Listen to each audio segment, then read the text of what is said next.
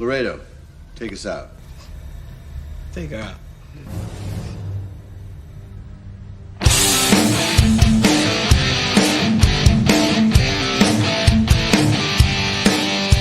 All right! Yeah! Blast off! Take flight each and every Friday night. Join the fun and let's go off-world. Geek out! Cause live where the nerdiness will thrive. Buckle up and let's go off-world. Toys, comics, pop culture news, movies and so much more. Matthew, Jesse, Curtis, and Sean are your guides on this fun-filled tour. Blast off! Take flight each and every Friday night. Join the fun and let's go off-world. Let's go off-world. Let's go off-world.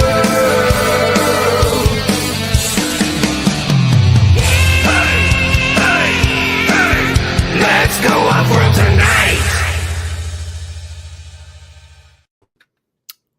Hold, please. Oh, okay. All right. Yeah. People got to ask me to do shit right as I'm trying to, start up a show. Uh-oh. Well, that's rude of them. I know.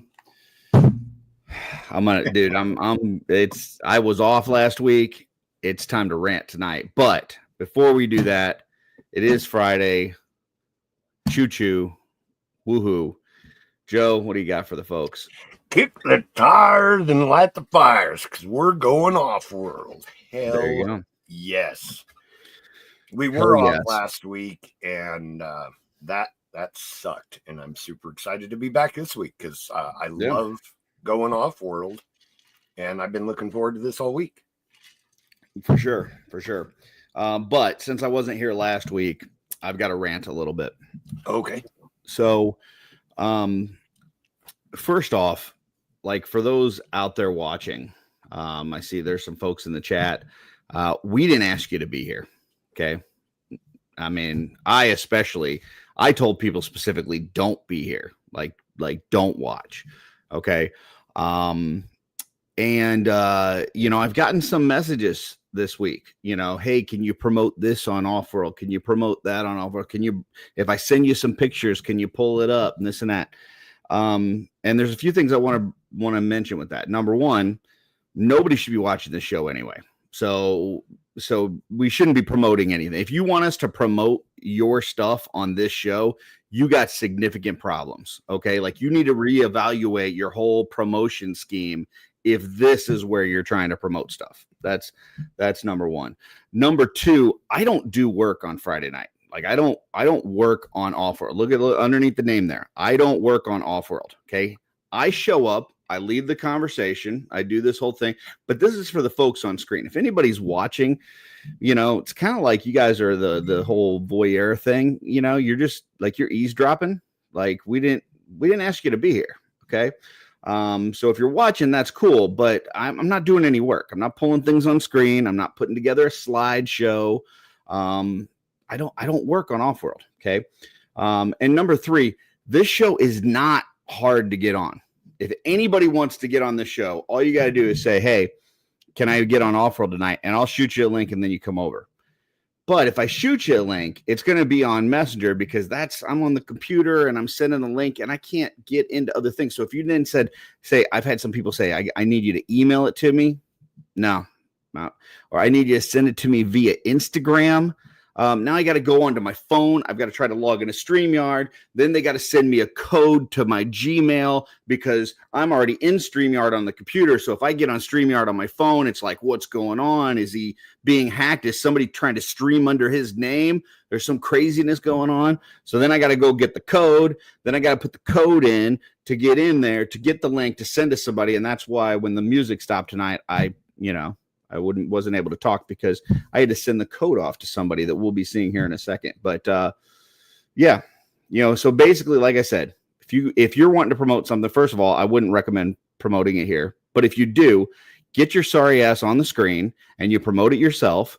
You can pull up your own slideshow. You can pull up your own pictures. You can take over the show if you want. Anybody messages me and says, hey, I want to come take over Offworld, have at it. But if you're going to want me to do work, you can go after yourself. So there you go. That's my rant. Any comments on that, Joe? Yeah, well, thanks for being here, everybody. We appreciate the viewership. And, anybody that came to hang out and see my mustache tonight, my mustache appreciates it also. So it's looking good. Thank you. Anybody that went to the West Coast meetup to see it, you got to see it for about 5 minutes before Joe decided that he needed to go smoke out in the parking lot. Yeah.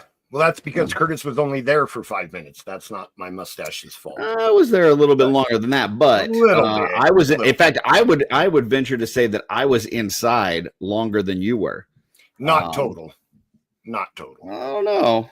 Yeah. I don't know. You set up that smokers lounge in the parking lot. You had all your friends out there. It was a good time. It was a good time in the parking lot. But, speaking of your smoking lounge friends, looks like we got one of them here, Blake, aka Blake. Recon Rage. What's up, Blake? What's up? I can tell you this. After that intro, I am definitely downloading Messenger to my tablet. Holy hell!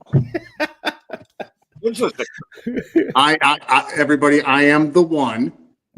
That he was referencing. Now, I'm not here to sell anything. I wasn't that person. I'm not here to promo. But I will tell you, Messenger is now part of my tablet arsenal. Well, I will tell you that the two things, because I will go ahead and promote them tonight because they asked, and I'll go ahead and do it. But this is the last time. I do have two things to talk about. I think one of the people may be on later. I don't know. But Terrence asked me to talk about the IshCon Kit Bash contest that's going on. So I guess the voting's up for that in the Cabal. Go out and cast your votes or whatever. I don't know. I told him if he wanted to come on and pull up some pictures or talk about it, he could. But there you go. I passed. I think he's at work right now. Maybe he will later. Yeah, it's not my problem. Get your own YouTube channel. And then the other one was Purple Gang guys wanted me to talk about this thing that's going on for D13 Toys right now. They're gathering up some money for Chris to help him with the tariff expense. They have got a really cool head of Chris with glasses on, glasses and a hat. Looks pretty awesome, actually. That is available on Dirk's website. I believe it's just dirksdesigns.com. But once again, I don't promote stuff on Friday. I don't really pull things up, so I don't know. You're gonna have to go find this information. I'm gonna give you kind of a direction on where to go, like a zip code, and then you're gonna have to find it from there. So everybody tune in Sunday evening on Shooting the Shelf if you'd like to find out details on those items. Oh, because Curtis does promote things on that show. So that's true. I'm sure Jesse will be promoting it. Plus, we'll talk about it on PGG tomorrow night, I'm sure. But yeah, it's a cool head. I know they've got some artists from the community. They're supposed to be painting some of them up. They're going to have those for sale. All proceeds go towards Chris and towards the tariffs that he had to pay for his D13 toys.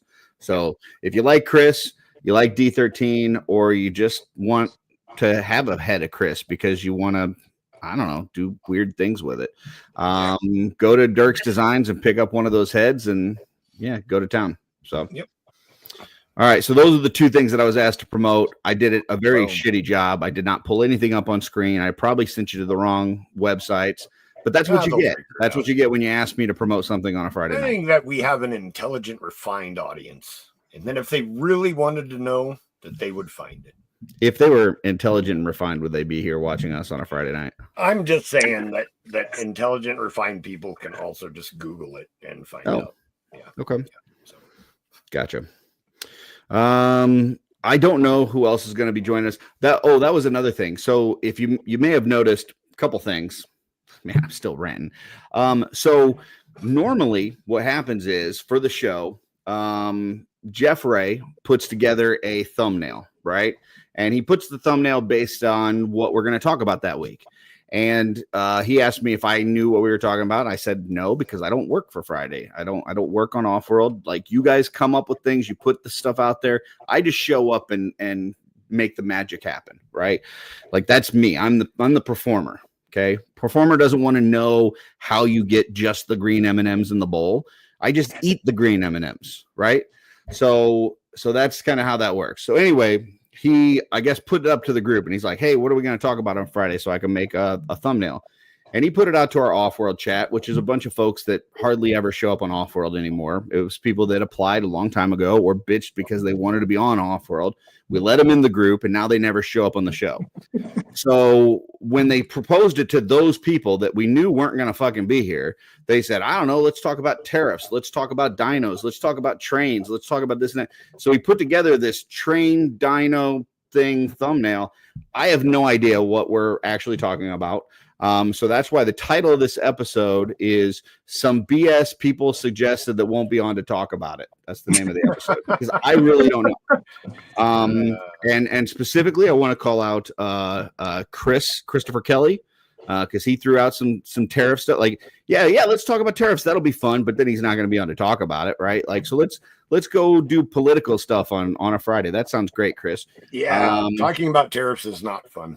Exactly. Yeah. And then Jordan came up with the dino trains. What the fuck is a dino train? I don't even know what a dino train is. But I knew he wasn't going to be here to talk about it. So hence the title of the episode. You also may have seen 2 streams pop up, and that's because the other thing that I don't normally do for Friday is actually create the link for the stream. Normally Dooch does that. But as I was popping on about 10 minutes beforehand, I realized there wasn't a link out there. I yelled at Dooch. Then I started making the link. He said, I'll make the link. I said, no, I'm already making the link. Then he proceeded to make the link after I already made the link. So then there was 2 of them out there. So anyway, but coming to the stage now, the master of the thumbnail, Jeffrey Evans. What's up, Hey, Jeff? What's going on, man? What's going on? Just another Friday night with y'all. Yeah, I was just venting a little bit. So. Yeah, I know. I enjoy it. But I feel like I got it out of my system. I'm feeling pretty good now. So that's good. You have to do it every Friday night. You give me about 10-15 minutes to vent, and I'm pretty good after that. So you get that 10 to 15 minutes start. And, yeah. See Matt out there. Saw him at the meetup. So it was cool seeing him out there. Somebody must have hit the like button because Trevor showed up. The magic's right here, Trevor. Magic's right. It's right here. You didn't miss it. Is this the slightly autistic support crew? Not slightly. No, not slightly. Not slightly. As a matter of fact, we are usually referred to with non-politically correct terms. But yeah, so I sent a link to Christopher Kelly, sent a link to Jordan. They won't be on. They just suggest weird titles and themes and then don't show up. So I don't suggest anything, but I'm always here. Boom. That's true. That's my thing. I'm just gonna be here. So I would be okay. Like, we have a generic thumbnail. I'd be okay putting that generic thumbnail every week. Just OffWorld. Yeah. We're And just label OffWorld. We will talk about something. Yeah, just label it 1. And then the next one 2. Like, not even like episode 1, not season, this and that. Just 1. I'll go Roman 2. numerals. I'll go Roman numerals, and people will be that's like, kind "What?" of fancy, but That's kind of fancy. Yeah. Do I look Roman to you, Jeff? Come on, man. No. Exactly. Well, I guess we should probably go through some pickups though. Normally we start with Joe, and I think Joe said that he even got some stuff. So I did, because we went to a Mythic meetup. Oh, that's right. So there was this really nice guy there named Curtis Ackerman who got me, Don't believe you, a set of Baldur's Gate miniatures, D&D miniatures. So this was pretty snazzy. This was a gift from my buddy Curtis. You want to hear something silly? They had like 15 of those sets, and I went through every one to try to find the one that had the weapons that were like the least warped. Like I'm sitting there, the lady had to be like looking at me like, what the fuck is this guy doing? Like, I had them like laid out, and I'm like, they're all the same, buddy. Yeah, this one's got a better staff, but this one, the axe looks spot on, and this one, Right. Yeah. You weren't even looking at paint apps. You were just looking at warpage. No, just because they're like a softer plastic. Yeah. So I got the one with the very best weapons. So, Well, I appreciate that shit. I don't know. Yeah. Is that more Baldur's Gate 1, 2, or 3? It's 3. Baldur's Gate 3. Baldur's Gate 3. Yeah. it's a bunch of the recruitable companions from Baldur's Gate 3. I don't know if I can get it to... That's cool. It is very cool. Yeah. Right on. I would love the companions from the other Baldur's Gates, but young people would have no idea who those characters were because that game came out forever ago. And then I went by the AWOC table while we were there, and they had these cool weapon sets for $4 a piece. Nice. So I couldn't help myself. That was brick something. Yes. Yeah. Correct. Yeah. So, Something. And then I was actually really excited about these glow in the dark ones. I want to put them with a Hagnon. I think that'll look really good. Ooh, I didn't see those. Those are cool. Yeah. Very cool. Very cool. So, and for $4, I couldn't pass those up. They call them radioactive or something in the storyline. I have no idea. I actually I'm don't saying know that much about AWOC. My apologies. It's But okay, Joe. they glow in the dark and they were cool, and I bought some because they were marked down to a very reasonable price. And then I was they're cheaper than one. They're cheaper than one taco at Taco Bell too. Nowadays, yes. We did have that conversation, Blake. Shout out to Imagine Dragons. And then I was wandering around the store just checking out what they had there, during the Mythic meetup, and bam, I saw this Jedi Knight Revan, and I didn't even know that this had been made, but it's the a character from the Knights of the Old Republic video game, like one of my favorite characters ever. So what is that? That doesn't look like Black Series. Is that something different? Vintage. No, they're the what is it called? Vintage collection. Yeah. Gotcha. 3 3/4. I thought those came in a much smaller package. Did they have they changed the packaging? Gotcha. 2 cards. It's the 2-pack. It comes with Revan and HK-47. I already have an HK-47 from one of the Build-A-Droid waves. I picked that one up, but just make him an HK-48. I don't think that's a thing, but all right. It doesn't hurt to have an extra one. They're pretty cool, but I was excited to get the Revan, so I saw that and I was like, shoot, I don't even collect Star Wars anymore, but I can't pass that up. So I snagged that, and then there was a cool V-Dog. table. That is a Balrog. Balrog from Lord of the Rings with a red dragon in front of it. I never put the red dragon away after the dragon campaign. Then Jay's Armory was that table in the back, and it had like some cool 3D printed stuff. And I got some stuff from his table, and he had these like cool potion bottles. And you just buy like a bag, and then they all came inside. It was like a bag of potion bottles, which were pretty slick. So I thought that was cool. Swigalicious. Yeah, man. You never have too many potion bottles. Yeah. And then I got these 2 pretty cool swords. Oh, that's nice. I like that. Yeah. They're 3D printed, but they were painted. Where was his table at? Right across from the horseman table in the back. You know that they had that door, like the doorway going outside in the back? Yeah. His was on the other side from the horseman table. I think I might have missed that table actually. Yeah. There was a lot of cool I stuff. saw the ones outside. That poor guy, man. Gust of wind came and knocked down a bunch of his diodes and shit. I felt bad for him. Yeah. I didn't even realize he was out there until the show was I over. didn't either. I went out there and looked. I was like, oh man, you got cool stuff. I walked inside, and about 15 seconds later, I felt a big gust of wind, and all of a sudden I hear, and I looked back. I was like, oh, right. I didn't help him or anything, but right. Yeah. And then last but certainly not least, no, it's not last. I have one more thing. No. Went by the Kavar Customs table. Boom. Got myself a wizard staff, a light up wizard staff. And since Brian owns light, so I thought I better, keeper of the light. Yeah, appease the gods a little bit. So Yeah. That was really cool. And for those that may not have heard, he's working on a convention next year, the Carver Con, which is also with a K. And it sounds like it's going to be in Ohio, probably around June time, I believe. So yeah, be on the lookout for that. He didn't ask me to promote that, and that's why I have no problem doing it, because he didn't bother me by asking me to do anything. Yeah. So yeah.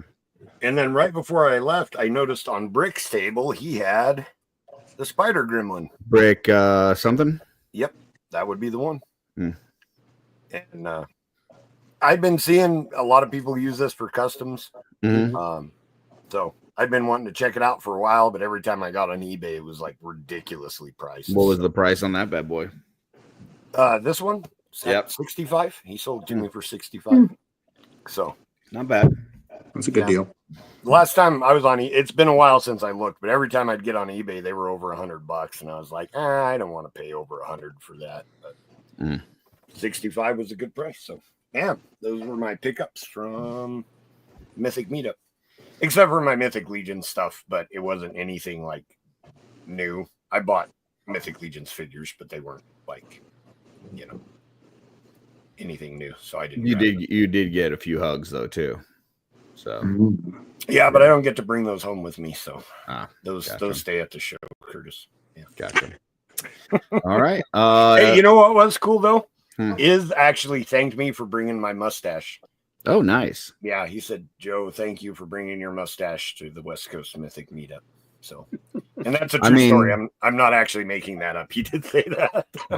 That's pretty impressive. I would be pretty proud of that if I were you. But he told me that I was the celebrity guest and had me start the whole event. So just saying, out of importance, I mean, your mustache is definitely up there, but it's not the celebrity guest. My mustache was there for the whole show, buddy. Yeah. So, yeah, I feel good about your 1 hour. Sometimes the star just comes in and gets things rolling, and then they got other things to do, places to go, people to impress. Yeah. All right. Another guy that was at the meetup is Blake. Blake, what you got for pickups, sir? All right. Well, I got a couple different mythics and stuff like that too. Some older ones that I was really looking forward to. I got a Lucretia, which is awesome. I finally picked her up. Got that from Tim Fong. Don't have her with me right now. When I got home, I have one other mythic, but I'll share that in a second. When I got home, I had a few things sitting for me, and I had my Joy Toy Warhammer. Nice. So these guys are amazing. For those that don't know, Blake has an amazing Warhammer collection, like ridiculous. So yeah, wraps around this whole room. It's getting out of control, but it's an out of control that I embrace. And then, quick plug. You can see his complete collection if you go to his episode. He was on Saturday Morning Toy Collector, just double jointed a couple of Saturdays ago. Check it out there. Yeah, he showed it on. I think he showed his collection on the lounge, on the lair, on Saturday Morning Toy Collector.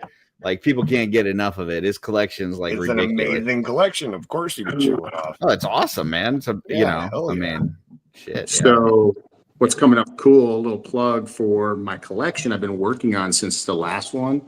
I went and got all my.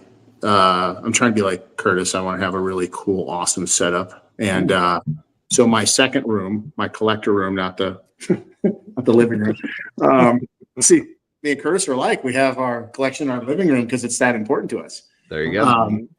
And so the collection room has now all the IKEA cases in it, both sides.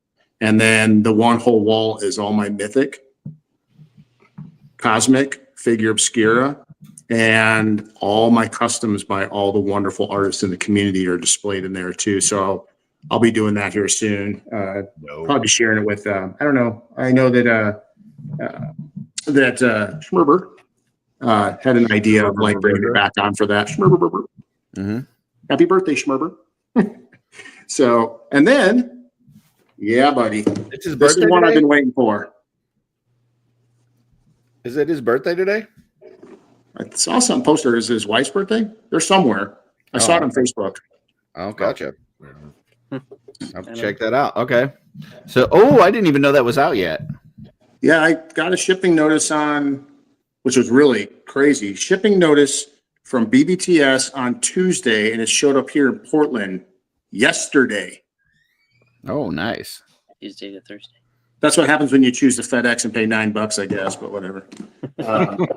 I've never had it get here that soon, but this guy is the bomb. So, and then I picked up some other stuff along. He's great. Yeah, he's great.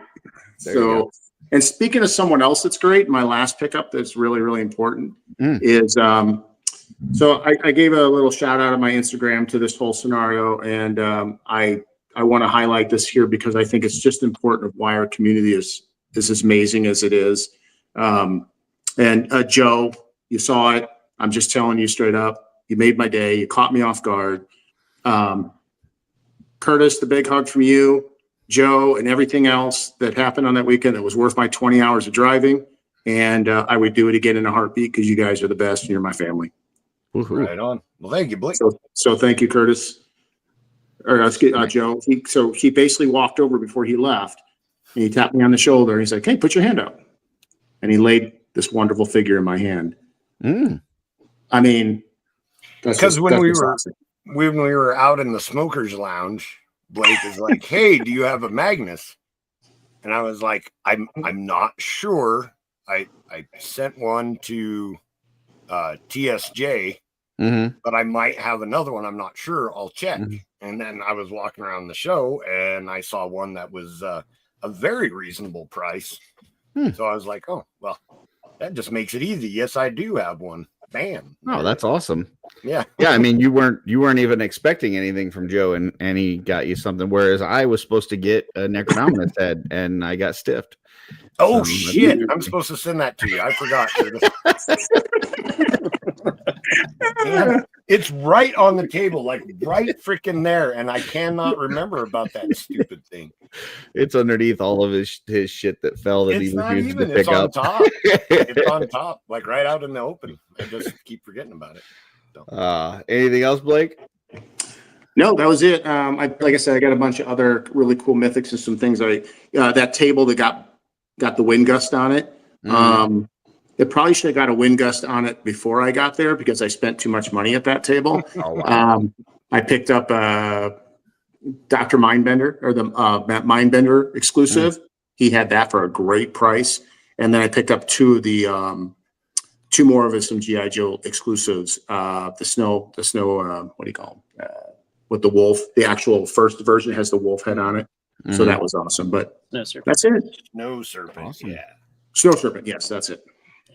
All right. Jeffrey, you got anything for us?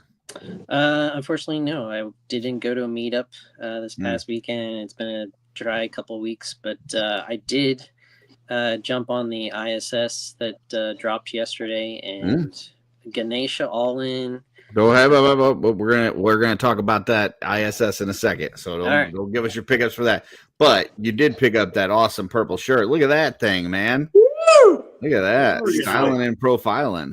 That's great. Jeff's going clubbing tonight. I was at a banquet tonight just before I came on. So nice. But I'd stay classy. Wow. Yeah. They have any like good food and drinks and all that kind of stuff? Yeah, we had some good pasta and salad and nice. Very cool. Good banquet. And good job, Jeff, matching your shirt to your actual name badge on screen. I mean, that was pretty cool how you did that. Look at that. Yeah. All right. Well, then I guess I will go.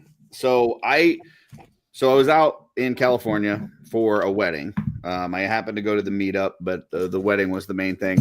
And our bags were packed, like completely packed going out there. So I couldn't pick up a lot while I was out there, but I did get myself another Barbarian. Get all the bag full of stuff here. Probably do a review on that sometime this week if I got time. And then right before I left, I think it was like the last thing we did. We were checking out a few things. We arrived back in Sacramento for the airport, like maybe 3 hours early or 4 hours early. So we hit up a couple stores and I found this, this isn't here. I'll just show you this part. Let me tear the arms off. So I found this Green Arrow, right? This guy here. And it wasn't what I want, but it's enough to make what I want out of the couple Green Arrows that I have and maybe some other parts from some other. So even though I tell myself that I'm not going to, customize McFarlane, I'm customizing McFarlane. And I'm trying to make a Green Arrow similar to the Superpowers version. So I've seen there's a guy, Darth Primus, on Instagram, and he did one where he like heated up this hood and then like glued it to where it's like behind him. And then he actually used there's a different Green Arrow head that has the hat. I'm actually going to try to put the hat onto this head because I like the face on this one better. His facial hair is a lot nicer. So obviously the skin tone for the arms doesn't match the face. I'm having to do some painting there. He also had these like shoulder pads that were attached. So he's got like these little flaps on his arm that I got to cut off. So I've got some work to do on this and then a full repaint.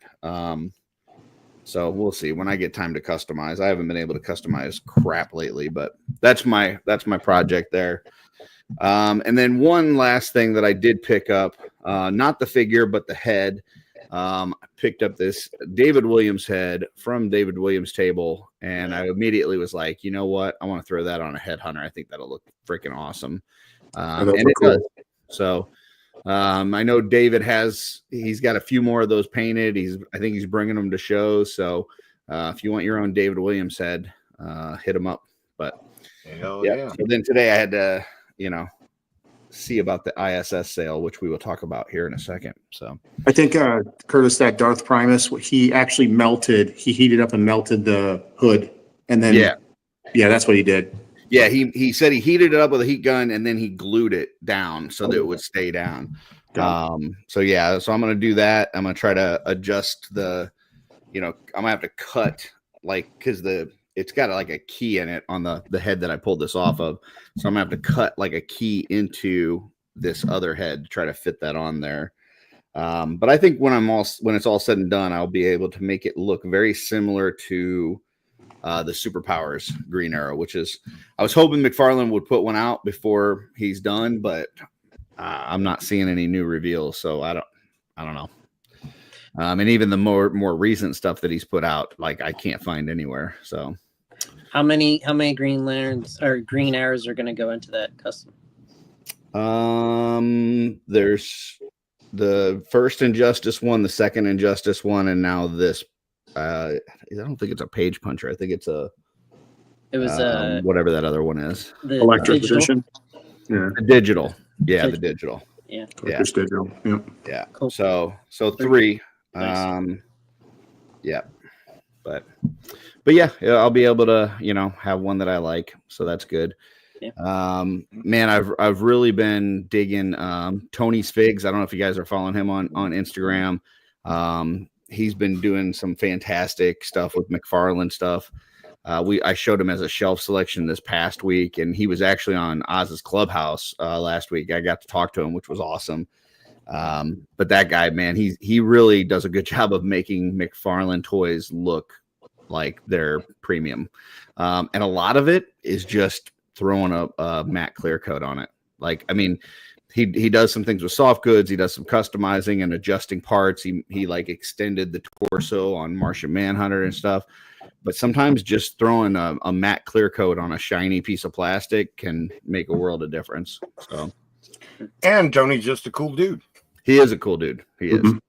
Yeah, and I'm lucky. I'm in a bunch of like Superpowers fan groups on Facebook and things like that, to where I get to see his shit all the time. So, like he probably thinks I'm stalking him, because every day, like my feed has gotten to the point where it just like throws his shit up there every day. Like it's the first thing I see almost every day, and then I'll hit like the heart button or something, and I'll see this was posted like 17 days ago, and I'm like, oh, he's gonna think I'm fucking going 17 days back to just that's what's showing up on my feed, but. Yeah. Okay, Curtis. Or Curtis is just stalking him. It might be. Awesome. It might be. Well, Jeff brought up the in-stock sale. A little bit of drama that we'll cover just ever so quickly. So couple things. Number one, they had the Armory blind bags that were on there. $99. You got basically 3 figures worth of parts plus the bare parts. And it sold out really quick. And some people were upset because it sold out really quick. Tough shit. It is what it is. But I know people complained about it, and they've had those other Armory nights out there for a long time. And I guess Jeremy, the studio, whoever decided, hey, let's just go ahead and throw some of those like actual completed figures, carded figures in, and let's make some packages out of those and put them up there for the same price, which is an amazing fucking deal. Yeah, I would say like that's probably the bargain of the century right now. Go out and getting that. And I was one that initially said that $45 for an armory night that you don't build yourself was too fucking high for the website. But getting $100, getting 3 of them and the bare parts, like, dude, that's a steal. So that's the one piece of drama. The other piece of drama was around the exclusives, the ATL 25 and the Headhunter. In the past, you've gotten the exclusives at the convention for usually like $50. And then when they've sold the standard ones, it's been the normal standard pricing, which was like $37. Now with the new pricing model, it's $50 regardless, whether you're buying it at the show or you're buying it after the fact. The benefit of buying it from the show is you get the extra parts. So some people were complaining, I get less parts, but I'm paying the same amount. Yes, that's how that works. If you don't like it, go to the con. Like there's got to be some benefit to going to the convention. And that's that you get the extra parts. So there's the drama. Any comments on the drama before we go into kind of what everybody picked up? I have a comment. The limits have been lifted on ATL and the other one just about an hour ago. So you can go back and buy more if you wanted more. Oh, cool. And Jordan's now here to talk about dinosaurs and trains. If you listen to the beginning of the show, Jordan, you'll get to hear me rant about you for a little bit. So. Wait, they had another limit? No, the limit was for 24 hours. It actually dropped this morning. Yeah, at 11. 11. Well, it was supposed to drop at 11 a.m. It kind of hung around for a little bit after. Couple minutes because I was waiting there to order a couple more ATLs. So yeah. I think as of like 11:30 or 11:40, it was still showing one limit. So, but because I was able to ordered 2 more at like 11:02 Eastern time. Oh, really? Yeah. At like 11:30, I know I had people messaging saying that it was still only letting them put one in their cart. Maybe they had to refresh or something. I don't know. Yeah, I don't know. But I was able to at like 11:02, and then I went back later and bought 2 more. So you said you had some comments about the drama too, Joe? Well, it's an in-stock sale. Yeah. And it's I don't know. I know the old in-stock sales get brought up a lot. Like quantities are limited. You never know what's going to sell out fast. And even in recent history, the Valiant Knight one, like I don't know why people are upset because things sell out. The Valiant Knight sold out in like 15 minutes. You never know. Yeah. If you want something, you should log in when the sale starts, get what you want, like the things that are important to you. And then if you don't care, come back later, and check out and see what's still there. But anybody who's been a Horseman fan for a while, I still do that myself. Like if I want something, I'm getting on there right when the sale starts and I'm getting the things that I feel like I need. And then I'll come back later about, the things I'm on the fence about or whatever. But if it's something I feel like I need that, just get on there and buy it right away. I will admit that the blind bags sold a lot faster than I thought it would. I was in there at like right at the time, and I put that in my cart. I put a couple other things, and I just kind of looked through the list. But I would say by 11:02, I was trying to check out, and it was already sold out. I was like, wow, okay. But then for me, what I did was I looked at it and I said, okay, I was going to spend $100. I was just going to get one of those blind bags. I was going to spend $100 in the blind bag, and I was going to get 3 figures worth of parts, basically. So instead, I'll take that same $100 and I'll get 4 Legion builders. And now I got 4 figures worth of parts, and they're 4 figures worth of parts that I got to pick out rather than being a mystery.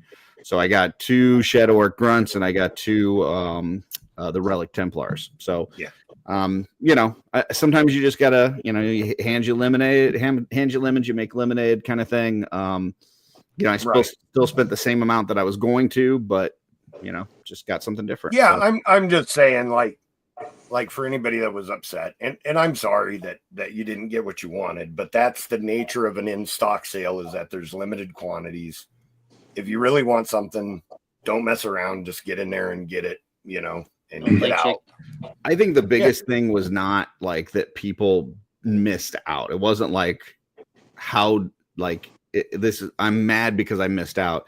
It was the whole like cart jacking thing, which like shows that those folks are just kind of new, because there is no cart, there's no reserve until you check out. It's not yours. Like that's like what I'm saying. It's just kind of hanging there until you check out. Now, if you checked out and they said, "Here's your receipt," and then all of a sudden they said, "Hey, we didn't have enough. We oversold it, and we're not sending it to you." Then you gotta complain. Absolutely. But if it's just in your cart and you're still shopping, and then when you go to check out, it's gone.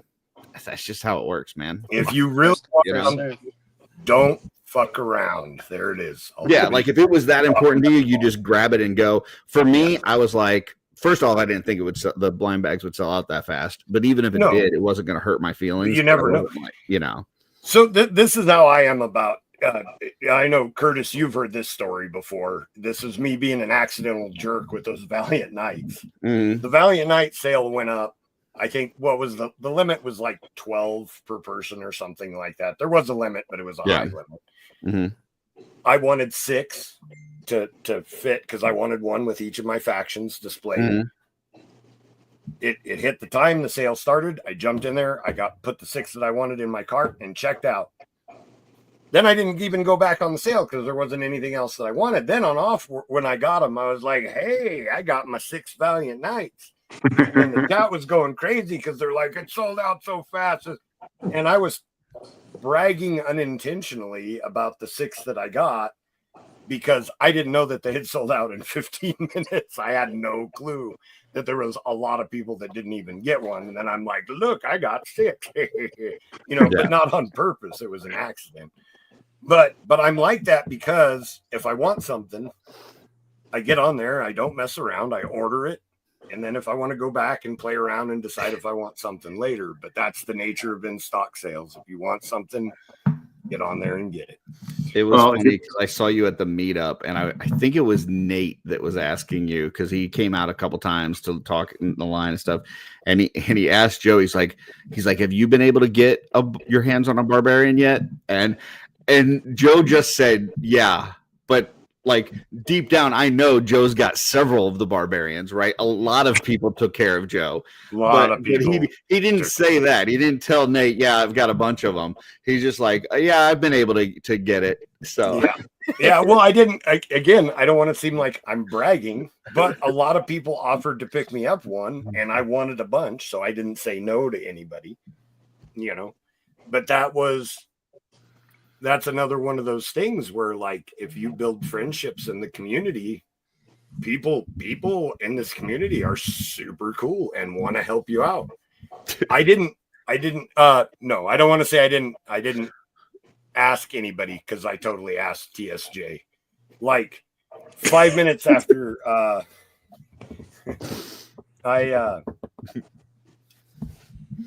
like 5 minutes after they announced that just figure, totally threw a Joe for a loop. I sent a message. I was just thinking how he should have put, like hard dudes instead of chill dudes. Terrence is my dude. Like that guy hooks me up. I don't feel bad about asking him. But when other people contacted me and was like, "Hey, do you want one?" I was like, "Hell yeah, I want one." No, so, I don't. No. Right. So yeah, I ended up with more than one. I won't say how. Yeah, I'm rarely going to ask anybody to pick anything up for me, but if they offer it, depending on how much I want it, I may say yes. But even then, I try not to do that too much because I don't want to be a burden on folks. But if someone offers, if they offer, that's I'm fine. Probably gonna say yes. Yeah, I don't think I've ever. TSJ is my dude. Like I'll ask him, but he's the only one. But that's because we got a thing, me and TSJ. Yeah, about that. So yeah, and then the other thing is the $50 price on the exclusive ones. Yeah, And all I'm gonna say is that has anybody gone grocery shopping lately? Like the prices of everything are going up. The new and they it, said and it that really the new is figures just matching what the other people like. I feel like it should have always been this way, right? Like the people that got it at the con and got the exclusive should have never had to pay $13 more than everybody else. It should have been the same. Mm-hmm. So I feel like this is actually fixing the problem that existed, not, and just people aren't used to it yet. Agreed. But as a company, I think they deserve that extra income. Everything is more expensive now. Yeah. If I'm sure that extra income isn't going to waste. They're not, out buying yachts or anything like that. It's just everything is more expensive, man. Like I'm going to the store to buy milk, and it's like $3.50 for a gallon of milk, and the dairy that it comes from is like 50 miles away. It's not like they have to import it or anything. Just everything is so expensive right now. I don't feel like paying what the retailers are paying is a big deal, or offering them at is a big deal. That's just my thoughts on it. It's not, Yeah, that's it. I mean, there it is. I just don't think anybody should be surprised about any price increases on anything. Yeah. Things are gonna get more expensive. Well, and you're just gonna have to figure out what it is you're willing to sacrifice, and what what is it that you absolutely have to have, and what are the things that you don't have to have. So I'm willing to go without a carton of eggs for a week to get a $50 figure. I'm cool with that. Whatever. Yeah, and I've stopped a lot of the extra line purchases, like where I see like a cool alligator figure or werewolf or something, or stuff that's not Four Horsemen or not Mafex or not Mondo. Like I still have my certain lines that I'm collecting, but the extra ancillary things I'm just not getting as much of. So agreed. All right. So what did I'll go ahead and start, because I already kind of mentioned some of it as far as what we got at the in-stock sale. So I actually made two purchases. I made one the first day where I got a Headhunter, an ATL, and then I got the 4 Legion builders because I missed out on the blind bag. But then once they put the new thing out there, I was like, well, shit, I can't pass that up. That's too good of a deal. So I got 2 of the armory kind of packages, the new carded armory packages, and then another ATL and another Headhunter. So ultimately, I got 2 Headhunters, 2 ATLs, 2 sets of the armory, 2 Shadow Orc Grunts, and 2 Relic Templars. And that's a lot of shit. And I think it was like right at $500. So, all right, I got a comment on this. Yeah, that is an interesting idea, Jordan. But more realistically, okay, instead of a milk-powered car, just buy a saddle for your dairy cow. There you go. You ride your cow to work, and it's the same thing. Then you don't have to buy any gas at all. And you don't have to stop anywhere and fill up. And you got drinks on the road because you can just get down and get some from the udder. So that's what they're doing on Fallout. So hell yes. Hell. All right. Jeff Ray, you started earlier. What sound like you got a Ganesha? What else? What all did you get? Well, I finally got the Ganesha all in because I didn't do the first drop. Oh, sweet. So you got the mug and the pin and all that good stuff, huh? Like I do. I think I have no, I don't have every mug, but I have basically all the pins so far. I'd like to see the science on this. I don't know. Have we run the numbers? Have we done cows are faster than humans but slower than cars. That's accurate. But it's milk powered cars. Do we know how fast a milk powered car goes? No, because it's not a thing. Okay, so I don't know that this is a factual statement. Well, now that Jordan put that in my head, what we need is a lactose intolerant car. Then the milk would cause it to generate its own gas.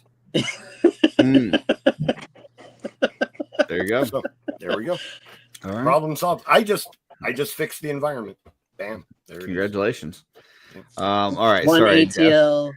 25, one Headhunter, And I think I finished off with the rest of the packaged Armory Knights that I missed back in December when they first dropped. So I have a full set of Armory Knights now. Beautiful. Coming my way. That sounds awesome. Blake, did you get anything from the in-stock sale? Yeah, I did 2 orders. I got 3 ATLs, Nice. 1 AA20, 2 Headhunters, and Okiedos because I have a custom I'm working on. Yeah, well, it's Brian Ramos did a custom. It's on his page. You probably saw it. It's like this, it's like a New Jersey Devil. It's like a blue devil that he painted up. It was really cool. So I'm going to use that Okiedos body for that. And then I got the pin because when I did the original order, I forgot to get the pin. And so I got lucky and my first order went through. I was like, because we're all, to the point earlier, we're all kind of conditioned if you've been in the Legions and the Mythic community for a little while. In-stock sales weren't. Yeah, just 5 minutes. If you think back when you used to order back then, you would like put everything in the cart and check out really fast because there were limited quantities. And I still find myself doing that sometimes just by habit. So I got in there, got what I wanted, checked out, and I'm like, I'll wait till the limits get lifted and I'll go back and buy more. And then I did that earlier. So pretty happy with my purchase and I'm excited to get them. Yeah, the single pin sale went as fast as the blind bags, within 5-10 minutes. So. Yeah, I literally checked out. I was in there and out, and then I looked back. I refreshed my screen, went back. It was sold out. I was like, whew, I just made it. Wow. Yeah. Joe, what's you? Well, right at the beginning, all I ordered was 1 ATL and a pin. Because I ordered, and this is the kind of person I am. I ordered an all-in of Ganesha. I guess you could say that. And my all-in didn't come with a pin. It had been accidentally left out. Now I know that I could have got a hold of customer service and they would have happily sent me another pin. But I didn't want to bother them with that because you're dumb. I just didn't. And so I got myself 1 ATL and a pin. And I just ordered another pin. So, I did sort of the same thing, Joe, back in when Frankenstein's Creature dropped. I got Frankenstein's Creature in, and the figure was warmed up and everything, but the foot hinge broke. And I was like, well, I could call customer service, or Dirk is selling like cheap feet for Frankenstein's Creature. So I bought the feet and replaced it that way. Yep. Just because I don't like to bother them unless I feel like it's something worth bothering them about. And I didn't think that a $10 pin was worth bothering them about. I just bought another one. Yeah. And so then that's the only order you placed? No, then when the limits lifted, I went back and bought 2 more ATLs and then waited a few hours and then thought about it and ordered 2 more ATLs. So I've got 5 of them coming all together. So instead of $9 in shipping, you went ahead and spent 20. Cool. Well, that's what I do though. That's pretty normal. Had you done that one more time, you could have got a free ATL figure. No, it's I thought they might sell out fast. I didn't know. So I wanted to get that one right at the beginning. And then I was like 2 more, because I want to do the head swaps like everybody's been doing. So I ordered the 2 more and I was like, that's plenty. But then I thought, wow, I'd sure like to what head swaps? The Attila and Gideon. Oh, okay. Put them on it. Yeah, they look cool. Yep. And so I was like, I want to do those. But then I thought, well, I'd like to have one displayed with the exclusive parts, right, from the con. So I was like, well, I need another one. And if I'm going to place an order, why get just one? I might as well just. Yeah, that's silly. Yeah. So I ordered 2 more. But that's all I've gotten so far. All right. If anybody wants to throw out their orders in the chat, have at it, as well as your credit card numbers. Please don't forget the 3-digit pin on the back. Yeah, exactly. Next, I think we're supposed to talk about dinosaur trains. Oof. Anybody Have you got any Trains, information dinosaurs. on dinosaur trains? I didn't think dinosaurs were that kinky that they were pulling trains way back in the Jurassic eras. That's kind of messed up, man. Like, you know. All right, next segment. Yeah, I don't know. I got nothing. Now they were they laid eggs, right? That's how they reproduced. Is that correct? Am I getting that right?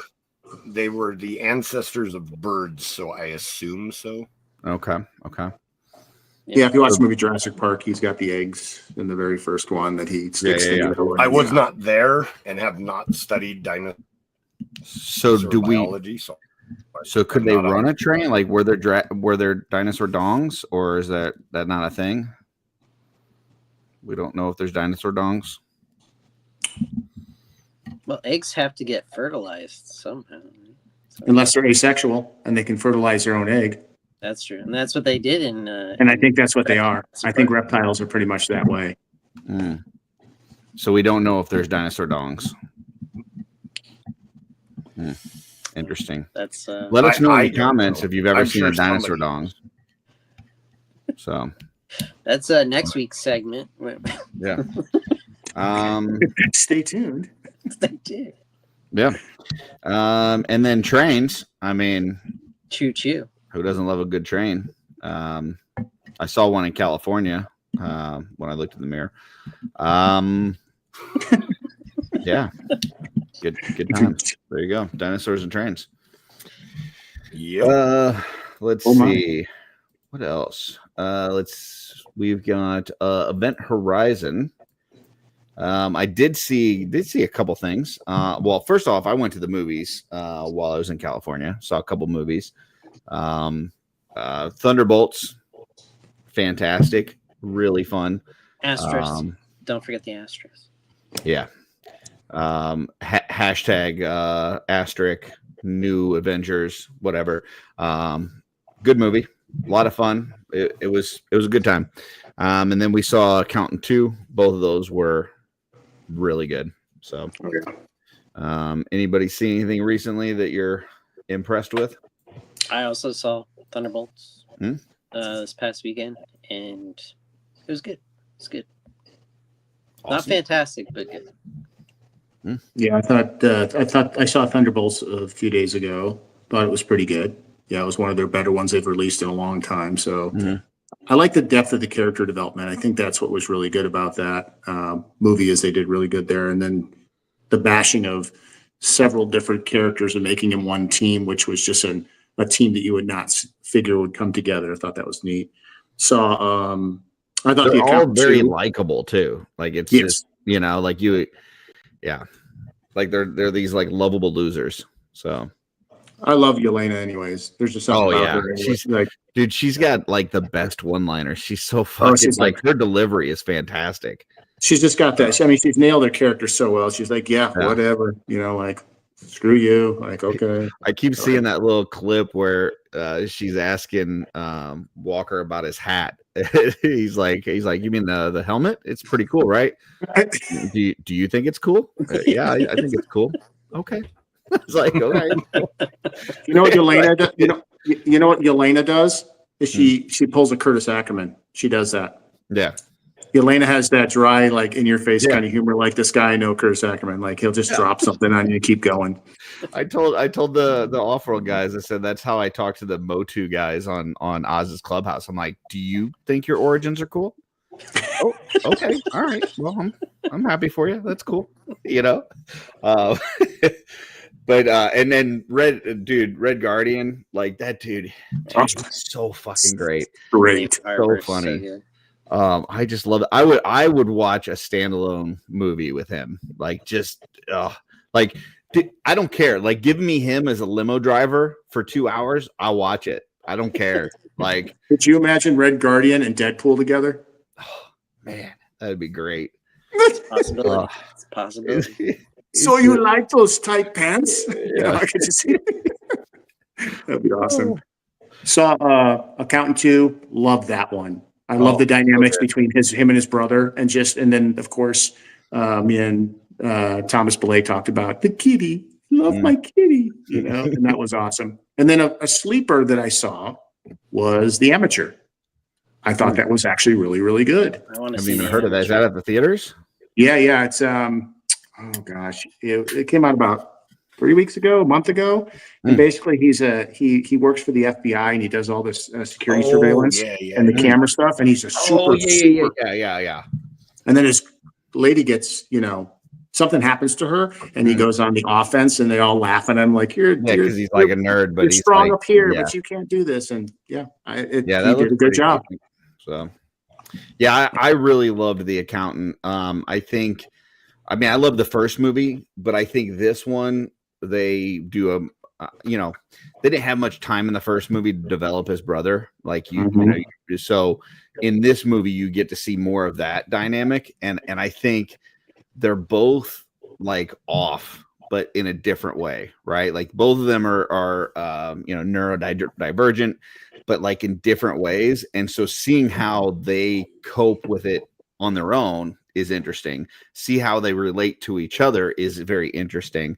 And then on top of that, it's just like a badass action movie, right? So it's like you got this really cool writing and performances, like some of the stuff that Affleck does in there, like just the not making eye contact when he's talking to people and just things like that it's so spot on. And then on top of that, like I said, you got this really cool action movie. So highly recommend that. As much as we loved Thunderbolts, and we really did, I think we liked The Accountant 2 even better. So was John Bernthal in the first one? Because I don't remember him being. He is, yeah. He is. It's kind of the reveal of, spoiler alert for anybody who hasn't seen the first one, but it's kind of the reveal at the end that they're brothers. So that's right. Yeah. So, but yeah, good stuff. And then as far as like stuff coming up, I did see a little teaser for Peacemaker 2. Season 2. Oh yeah, I did see that. Yeah. So that looks awesome. Can't wait for that. It's not for like another several months, but August, right? Yeah, something like that. Yep. And then the last thing that I've got that I saw, and this is until June like 26, I guess, is the new Grand Theft Auto. Oh yeah, that looks good. Man, the graphics on it, pretty damn good. Pretty damn good. And for anybody that's played Baldur's Gate 3, that things have gotten a little bit more serious on the video game front as far as what they can do. I don't know what's going to be in Grand Theft Auto, but it's going to be wild. I'll tell you that. Rockstar Games always brings it. I mean, that is such a concept. Every time a Vice City, wherever it was released, there was always some type of edgy, like sometimes past the point of, oh my God, my kid has access to this. Yeah. I think this one's going to blow it out of the water because I think they like that badge. I think they wear that badge of like, yeah, we bring that level to video gaming. Maturity. Yeah, I think they're going to take I mean, let's just face it, like Baldur's Gate 3 has been wildly popular. And there's nudity and sex and all this kind of stuff in there. And I would not be surprised to see Grand Theft Auto take what they've done in the past and ramp it up. I don't know if they can. Well, look at the trailer. They have already. Well, look at the trailer. They haven't done what Baldur's Gate 3 did. The older Grand Theft Auto games were pretty risque. Yeah, I mean, you were going to the strip around and stuff, but there wasn't like full on sex scenes and nudity and stuff. No, but there was a lot of bad stuff in there. Well, there was nudity. You could go into that bar where the strippers were. We all remember Leisure Suit Larry. So, that's another good one. But and if you watch the trailer of 6, it's all about the tawdry relationship between the male and female. Yeah, he's like picking her up from prison. Oh, and he's like throwing her against the counter and up against the wall in a scene. I mean, come on, there's got to be something's going down. I was okay. I'm gonna sound kind of dorky here, but the thing I was most excited about, I was like, dude, he's on a jet ski. That's so awesome. I want to steal somebody's jet ski. Like I'm sitting there watching. I'm like, I know I should be excited about all this other, stuff between the two characters, but I just want to fucking steal a jet ski. In one of the blogs I was reading about it, they're going to have hover bikes Oh, like you could steal like the that jet, would be like the drone bikes. I heard those are going to make a debut, or it's going to be like I think you get them in the premiere pack. Of course, you got to spend the extra money, but I believe that's one of the really cool things you could do. Could you imagine just running around in your hover bike and shooting people with your gun? That'd be cool. Yeah. Anything else you guys have seen on the horizon that you're interested in? May 15th, Doom. I'm ready for Doom. That new Doom. Yeah, the new Doom does look really, really good. And man, Joy Toy, if you're listening, which I'm probably sure you're not, but I'm just going to ask you, Doom action figures by you guys would be amazing. That would be cool.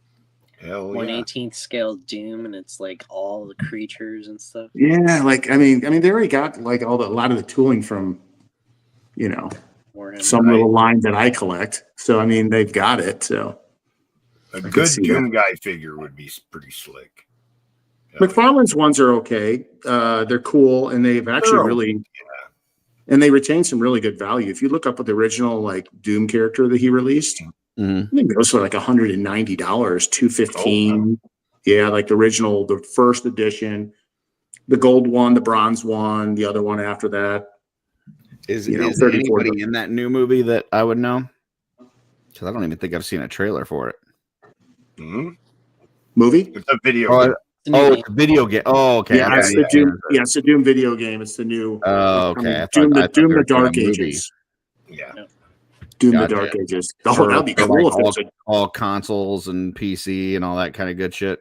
Yeah, it should be everything. It's Bethesda is the publisher of it. They usually cover everything. So, gotcha.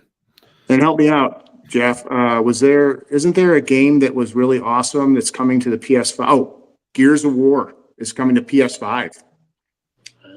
I didn't know. Yeah, they're doing I don't know if it's like remastered. Yeah, a remastered, reloaded Gears of War, which I loved Gears of War on an Xbox. I've only had a PS5. Ryan Lynn talk about that one.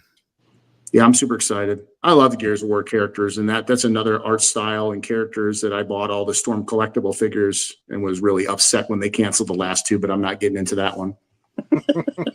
Gotcha. Sounds like Storm collectibles to me. Killed me because they just got to two major bosses and like the Queen and everything, and they're like, I pre-orders the BPTS. They were ready to go, and all of a sudden, 2 days before they were supposed to ship, canceled. I'm starting to go down the Storm Collectibles Arena line for Street Fighter 3, and they're more of a 1/12 compared to their other ones that were much taller. Yeah. And I'm like, oh man, if I go down this and they don't do all the characters I want from Street Fighter, I'm gonna be really pissed off. Well, they're gonna reproduce. There was an article on that. Storm is going to reproduce all of the ones they've made so far. So they pretty much kind of said, and that's a lot. There's a lot from Street Fighter 5, 2, and a couple other ones. So I guess how much are those figures? The Storm. How much are those the arenas? Aren't they like 40, 45? Yeah, between 40 and 60, I think. Yeah, and the other ones are 99 and 105. Yeah. So why would you pay 99 or 40 when you could get the Jadas for 25? I agree. Different scales, different quality, different paint but apps. I mean, the Jada does look nice, and it's a great price. I don't know. Well, and I'll have to testify. Like I sold in one of my recent purges. I've been really cutting back to really focus on my Four Horsemen display and my curated collection. And then I sold all my, sorry, Jeff, you're probably not going to hear this. I sold all my Cosmic Storm figures across the board.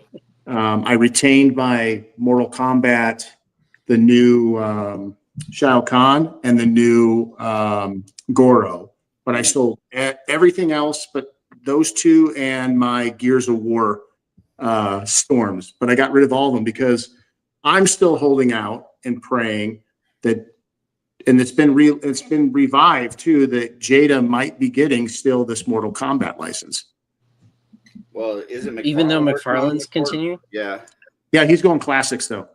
He got the classic license. Yeah, I don't know what that means. He's doing like original 1 through 4 Mortal Kombat, but there's like 5 to present day that's still available. So 13 or 14 or whatever. Yeah. Yeah. I only have one Storm figure, and it's a customized one. I'm big of myself because it's the best one.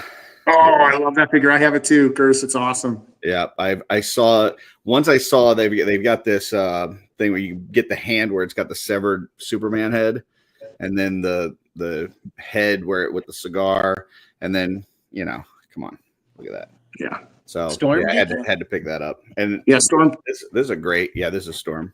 Wow. Storm did a bunch of DC ones too. They did Ares, Lobo, Darkseid. Mm-hmm. They did like five of the DC, the big boys. I mean, they make a great figure. It's just it's a little pricey, but yep. But well, that's what the arena line is supposed to bring more people into Storm because it's a cheaper, smaller figure. Are they still doing that same type of material, Jeff? I'm pretty good. What's that?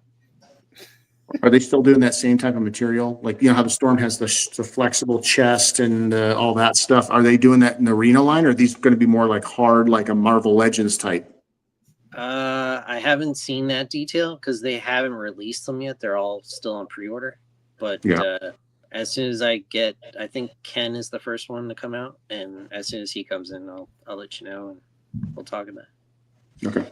But as far as I saw, like prototype wise, it was all hard plastic. Oh, okay. So it's definitely different than the other ones. Yeah. Bastage. All right. Anything else? Any other Event Horizon stuff you guys are excited for? Superman and Fantastic Four. I'll keep on saying that. That's July. Fantastic Four even more now after Thunderbolts, like with that post credit with the ship. Yeah. It's great. I'm excited about the I think they stopped filming now, season 2 of oh my god, I'm drawing a blank now. The other video game. Joe, I think you like this video game. Fallout, yeah. It's a wrap, so it's all filmed and ready. Does anybody know the release date? Season 2 of the show? I think it's 2026 is the release. Oh, really? Maybe. Oh, wow. I thought I saw it was like early 2026. Yeah, I don't know. It's going to be fun, though. I'm really looking forward to it.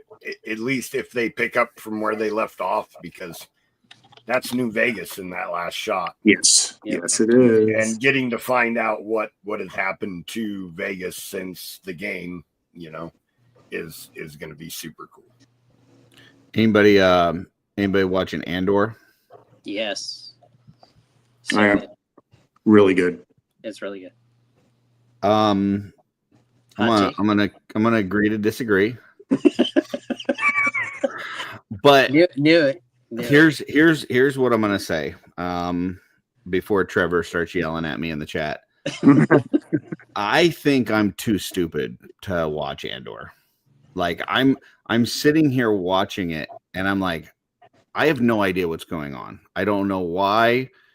I don't know why this guy's captured. I don't know why these people have him tied up. I don't know what's going on with these people and why they're doing all this scheming, and I don't know who's who, and I just don't. I can't follow it. I think I'm too stupid to follow. I think I need like somebody that I can watch it with that can explain to me who all these people are and what they're doing and what the purpose is, because I'm sitting there watching it and I'm really trying to give it my best go. And I'm like, I have no idea what the fuck is going on. So to put it like layman's terms, really simple, it's the birth of the rebellion. I get that. But like, I don't really want to invest. I don't know who's characters. bad. I don't know. Like Andor's got like he's in this ship and he like blasts his way out, and then like there's these like he like crash lands, and then like they got him tied up, and I don't know why they got him tied up. I don't know who those fucking people are, and then like there's like dinner parties, and at the dinner parties they're all worried about what things are going on, and they're they're doing a census, and I'm like, well, that's fucking exciting as a census. Like that's riveting. I don't know. Like everybody seems really nervous, but I don't know what for. Yeah, I'm dumbfounded. And if anybody in the chat and anybody on the screen doesn't know, but every 3 episodes is like a combined story, because then they jump a year and you're in another time frame of 3 more episodes. So each 3 episode span is one time frame, and then you jump to another time frame for another 3. So if you don't catch, if you think after those 3 and then you continue the next 3, they're 2 different separate things. Trevor, yes, I did watch Breaking Bad, and while there were a lot of characters, it mostly followed Walter White throughout. Like you were meeting those characters and seeing those characters as you're following Walter. You're not just like going to a dinner party and then back over to this thing and then over to this thing and you know, like the one. I don't know. Like I said, I maybe if I like did one of those where they do the recap of it and they're like breaking it down for you, but I really just sit there and watch that and I go, I'm too dumb to understand this.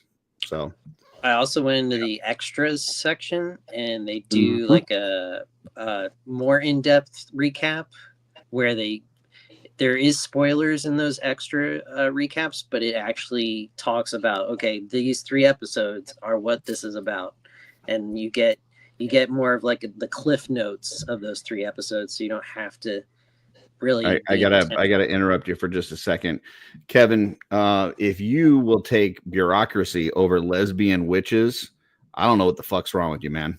Like I can't explain to you the level of damage that you have that you're like, fuck yeah, census, when you could have lesbian singing witches. So yeah, I don't know, man. But hey, each their own. All right. So whatever. What do you think about that, Joe? Just watching your face, you're just sitting there like, whoa. Well, I haven't watched Andor, so I can't really comment. You haven't even watched the first season? No. Okay. Yeah, I think I did this breakdown video of the first. I did that. In fact, I did that before I made Darla watch one with me to like watch a breakdown of the first arc. So he's talking about the first 3 episodes. Okay, because I did it for the first season before we watched this. But I'm only 2 episodes into this, and I'm like, I have no idea. So, yeah. I don't know. Yeah. Anyway, but I'm happy for really those like the first 3 episodes of of this season. Yeah. I kind of like fell asleep after the first episode, so I missed the second episode, and then I woke up during the 3rd episode, and so I rewatched the 3rd episode later on, or 2nd episode later on. But it wasn't until the 4, 5, and 6 episode arc that I actually started to enjoy this season.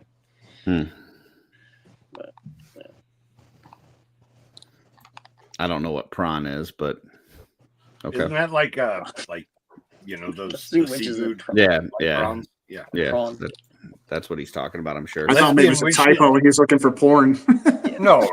Lesbian witches eating seafood.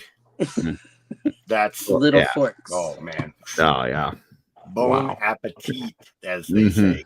Yeah, for sure. That's where I have to agree with Trevor, though. I think that this Andor series, I know Curtis says you're struggling to understand it or follow it, but as a Star Wars fan, I would have to say this is some of the best Star Wars I've seen in a while that's come out. I'm actually really impressed with this series. It's probably the only series in the last few years that I've actually really, really liked and actually look forward to. So my shout out to Andor. And here's what I'll say.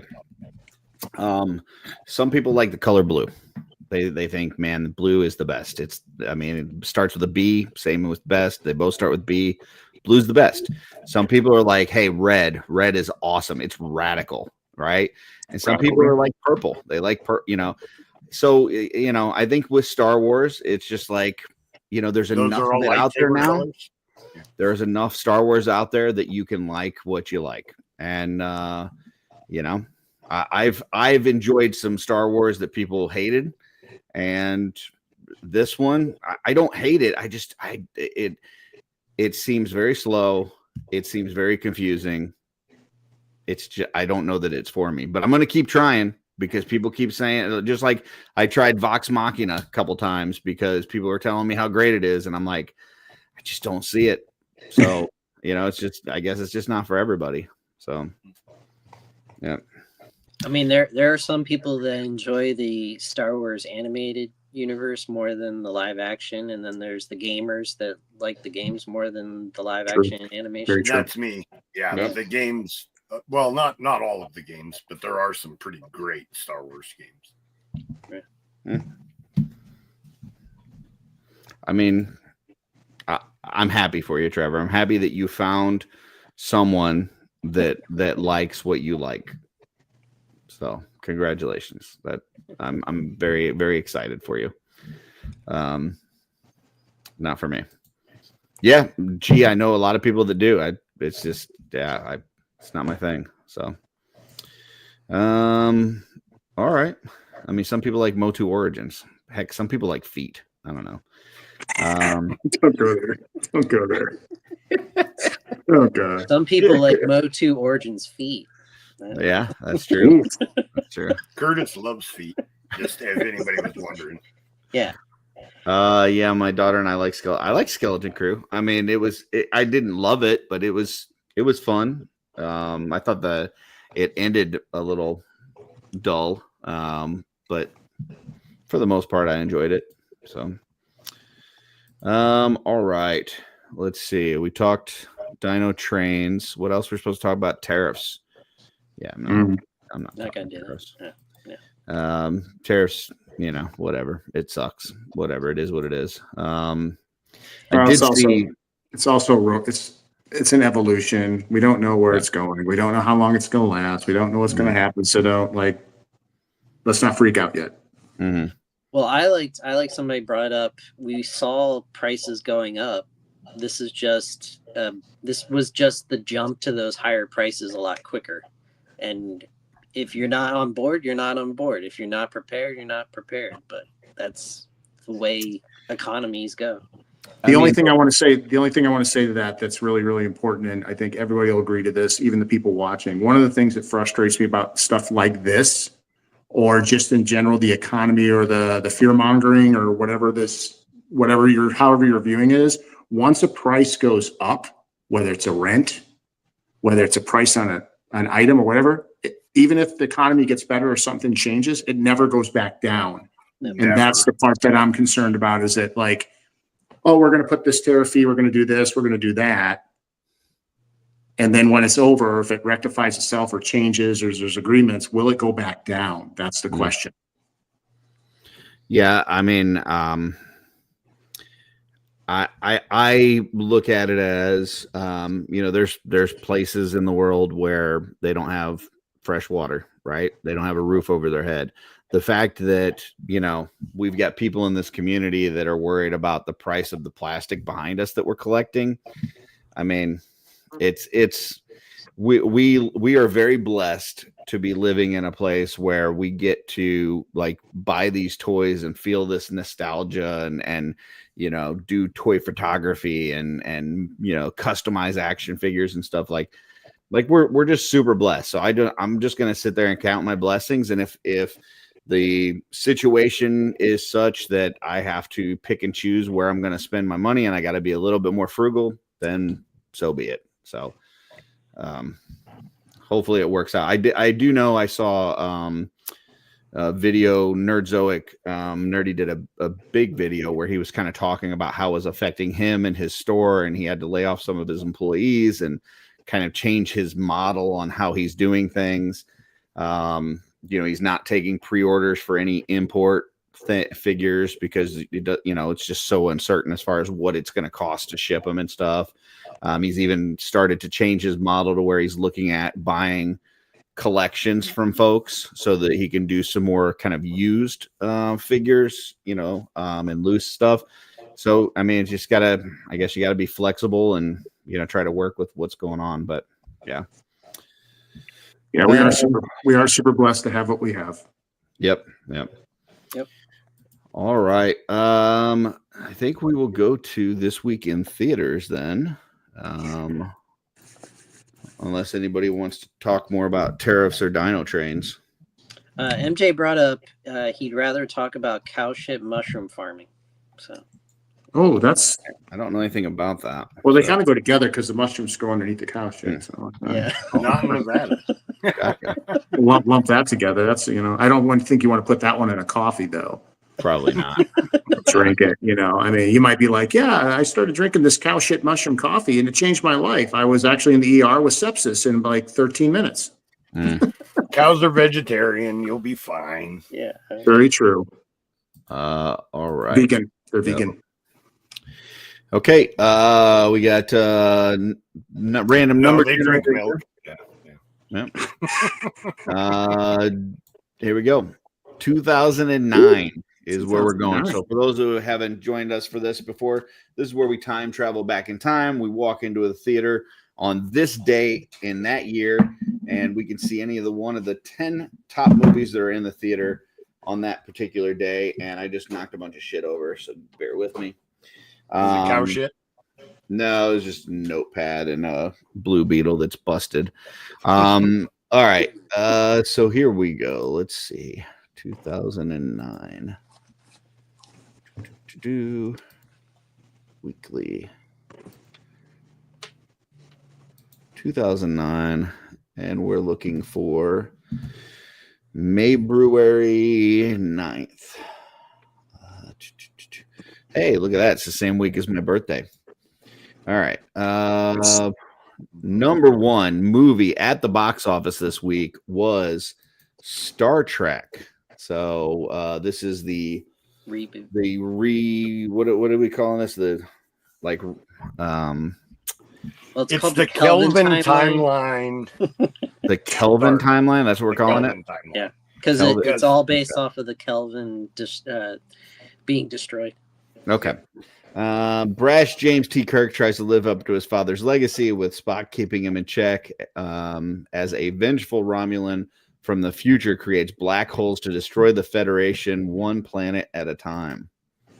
There you go. Next, we have X-Men Origins Wolverine, the early years of James Logan, featuring his rivalry with his brother Victor Creed, his service in the Special Forces Team Weapon X, his experimentation in the Metal Line Mutant Wolverine. So, Ghost of Girlfriends Past. While attending his brother's wedding, a serial womanizer is haunted by the ghost of his past girlfriends. So, that's hilarious, by the way. Does he kill them, or I he has don't multiple dead ex-girlfriends? That just seems a little weird. I don't know if it's ghost is in their dead or he's. I don't know. That is weird. I'd have to watch it to find out, and I'm not going to do that. Next, we have Obsessed.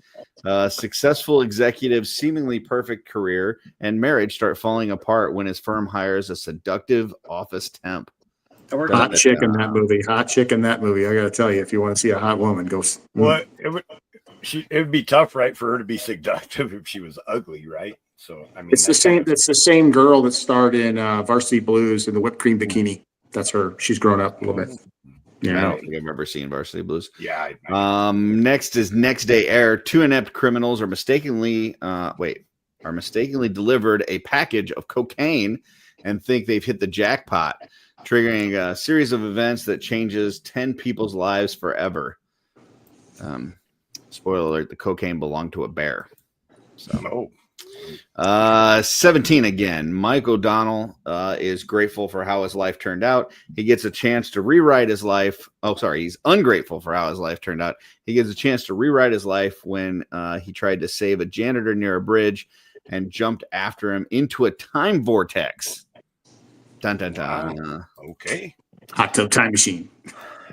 Next, we've got The Soloist. Newspaper journalist discovers a homeless musical genius and tries to improve his situation. Then we've got Monsters versus Aliens.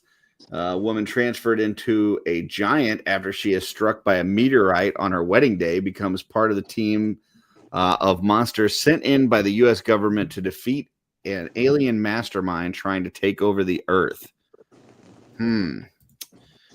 Before we get to number 9, we've got Terrence in the house. What's up, hey, TSG.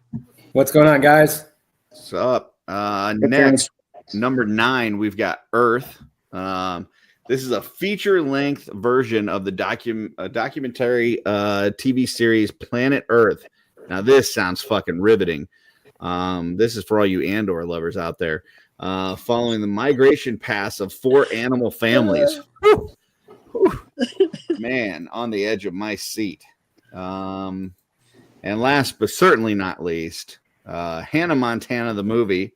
As Hannah Montana's we're all going to that this week. Take over her life. Molly Stewart, on the urging from her father, takes a trip to her hometown of Crowley Corners, Tennessee, to get some perspective on what matters most in life. All right, I got to say it. This is a really crappy week. I don't see a lot on here, but. Well, I've seen way worse weeks. But with that being said, we are starting at the bottom. Terrence, you are first. What are you saying? Wow.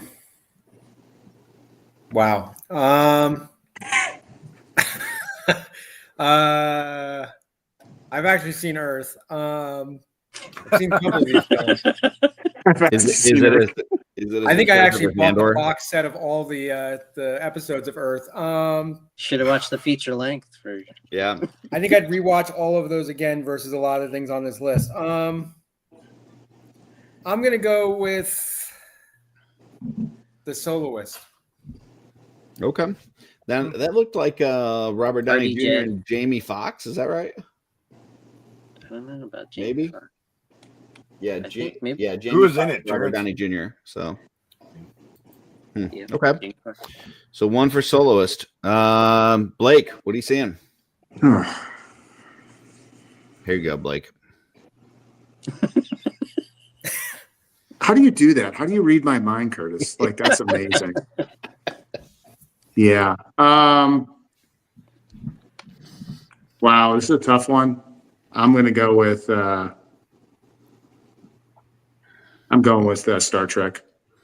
I saw it and I really actually enjoyed it. I like that version and that re-release kind of. So Star Trek, I'll be there. Beam me up. All right. Joe, you going to go see the guy kill his ex-girlfriends? I'm not that curious. Okay. So, yeah. I mean, it would be an interesting concept, right? Like American Werewolf in London, except the guy like murders his ex-girlfriends. Mm-hmm. But as they haunt him, he continues to womanize. I think we're on to something there. So we'll talk about that later. Okay. But I got to give an honorable mention to Monsters versus Aliens. Like my kids, when they were young, loved that freaking movie. I've probably seen it 100 times just from the kids putting it on over and over again.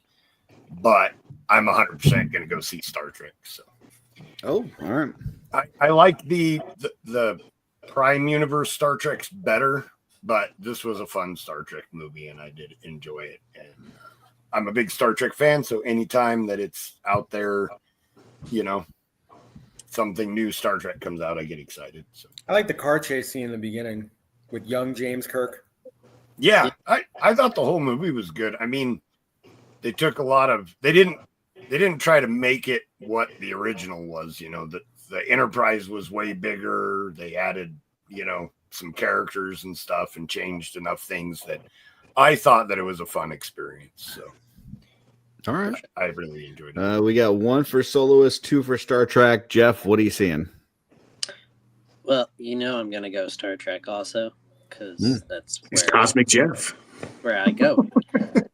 Star Trek is a big. Well, I mean, Monsters versus Aliens. That's some space as well. Monster versus Aliens, but there's more monsters than aliens in that movie. Oh, fuck them, man. But yeah, Star Trek's been a big part of my life. I mean, I cannot imagine being Cosmic Jeff without knowing Star Trek.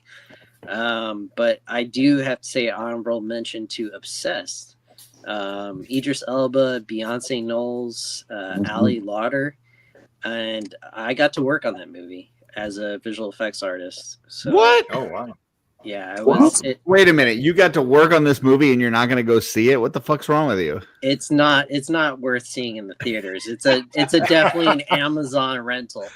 I go to see big screen spectacles. I don't go see a crazy blonde chick trying to kill a guy's wife. It's just no. Wow.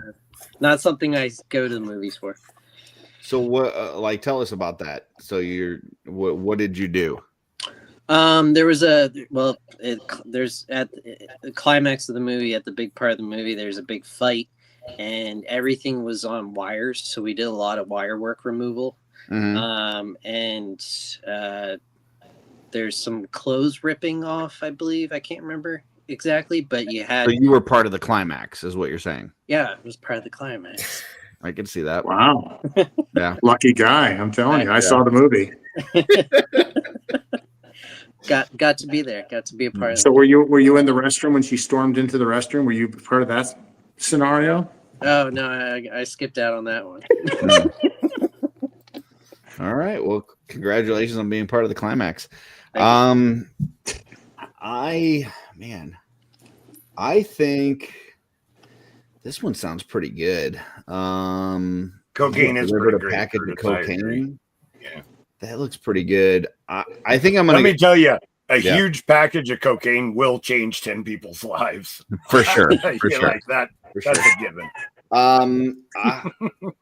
As much as I think Star Trek would be fun. Didn't mean to offend anybody. Star Trek would be fun to watch in the theater. I've got to go with X-Men Origins Wolverine. It's not the best comic book movie, but the worst comic book movie is still better than most movies. So I'm gonna have to go see that. Plus, get a little bit of smart ass Ryan Reynolds' early Blade. Yeah. So I'm gonna go see that. I was gonna say, without X-Men Origins Wolverine, I don't think we would have had Ryan Reynolds as Deadpool. Without Blade Trinity, we wouldn't have Ryan Reynolds as Blade Deadpool. Trinity. So yeah. I was thinking about calling ourselves the Care Bear Bunch. Yeah, dude, Hannibal King, his performance in that movie. Like, if you go and watch that movie now, granted, it's not the best of those Blade movies, but if you watch his performance, you could hear him saying every one of those lines as Deadpool. It's, yeah. All right. Let's see. We got Kevin says he's going to go to Earth and take a good nap. That's probably why he likes Andor so much. V-Dog says X-Men Origins is his favorite X-Men movie. That's a little sus. How? MJ Staten says The Soloist. All right. G says Wolverine. Echevarria. And I think that's and MJ says cocaine is a hell of a drug. So there you go for anybody who's wanting to try it out. Wow. Nice. All right, that is it for this week in theaters. Terrence, now that you're here, was there anything that you wanted to promote? Oh, IshCon. Tell us about that. So IshCon is next weekend. IshCon happens in Durham, North Carolina. If you haven't gotten tickets, if you have the means to get to North Carolina, or if you're in the area, IshCon is an incredible con. This year, it's going to be a little less Four Horsemen based, but Four Horsemen will still be there. Last year, it was almost entirely a Four Horsemen driven event. I happen to be involved with the running of a kit bash contest that's going on. That's being facilitated by Ish. I think it's also supported by Four Horsemen. The prize for it, I haven't heard the details on the prize yet, but it is supported by Four Horsemen. And so far, we've had about 21 entries. That ended today. And so the voting has begun on the Cabal on Facebook. So if you are not a member of Mythic Legions, the Cabal on Facebook, then you're out. Join in there, But that was how you had to get in there, and you had to put up your post there and put the hashtag IshCon Kitbash 2025. What if somebody is watching this and they were in the cabal, but they were a giant douchebag and got banned? How do they go ahead and vote? I guess they're out of luck, or, I mean, I've heard rumors of people creating other accounts, but I wouldn't promote that at all. Gotcha. But no, so there were a lot of great entries. I'm not sure how to share here. I'm going to try to do my best here. Is there a button that I would? Yeah, there's a thing at the bottom that should say like share or present or something. It says present. Yeah, present, and you click on that, and then you can share. Present. Oh, okay. I do see it now. Okay. Video file share screen. Is the post in the cabal? Who made the post? Is it the Ish made the post in the cabal where he has the actual voting. Okay. Where he has everyone listed. Well, I see he's got the. Hey, Terrence, somebody's right behind you. He's got the thing. He's got the names listed. It's probably going to try to do me in. I have to be careful. It's got the names listed, but how do you see the pictures? How do you see what you're actually voting on? So everyone has been putting their pictures up under the hashtag IshCon Kitbash. That's cool. So I don't know if you're able to see my screen right now. Yep, we are. Yeah, that's up there. So I'm just going to go quickly through some of these. I'm not going to do a lot of detail on them, but these are some of the entries I had kind of picked, earlier today to put into a slideshow. I'm going to be adding some more of these because I'd like to show them throughout the weekend. But this was Derek Simmons. Oh, we lost it. John Hensley. Oh, hold on. Oh, sorry. We got somebody with their hand up. Okay, go ahead. Yeah, I would just like to say that I don't know if you've ever seen Legion's Lounge. It's this show with Trevor and then the other Trevor and then Bill. And they do a like a kit bash kind of contest thing. And the cool thing that they do is they don't, when they're judging and voting on it, they don't look at the names. They just look at the thing. So I noticed on this post from it's got all the names on it, and that could make it what we call a popularity contest. So I just want to say that maybe next time, if you're kind of working with Ish on this, you might want to tell him like be more like Trevor is what I would suggest. So okay, yeah, no, do your own thing, and that's what makes it different. Yeah, that's cool. Make it a popularity contest. That's cool. Yeah, absolutely. Why not? So now, my understanding of the way Ish does do this is that although he actually, I will say the person that's in the lead right now is Fernando GTZ Casillas. And I don't know who the fuck that is. So yeah, there you go. Casillas. Yeah. So interestingly enough, I don't have Fernando's picture here. He was one of the latest entries right before the deadline. So I'm not trying to steer this in any way. I'm just putting it out there. He was one of the last entries to come into the contest, and I haven't had his photo loaded up here. I will tell you though, I think he threw everything plus the kitchen sink into that build. I don't know how I would have felt. I've tried to do on my post that I've been putting on Instagram. I've tried to do a kit bash breakdown of basically the recipe the person used, and some of these are pretty simple. Some of them are just mashups between two figures. Some of them are 4 or 5 figures. Fernando's looked like it had about 20 different figures.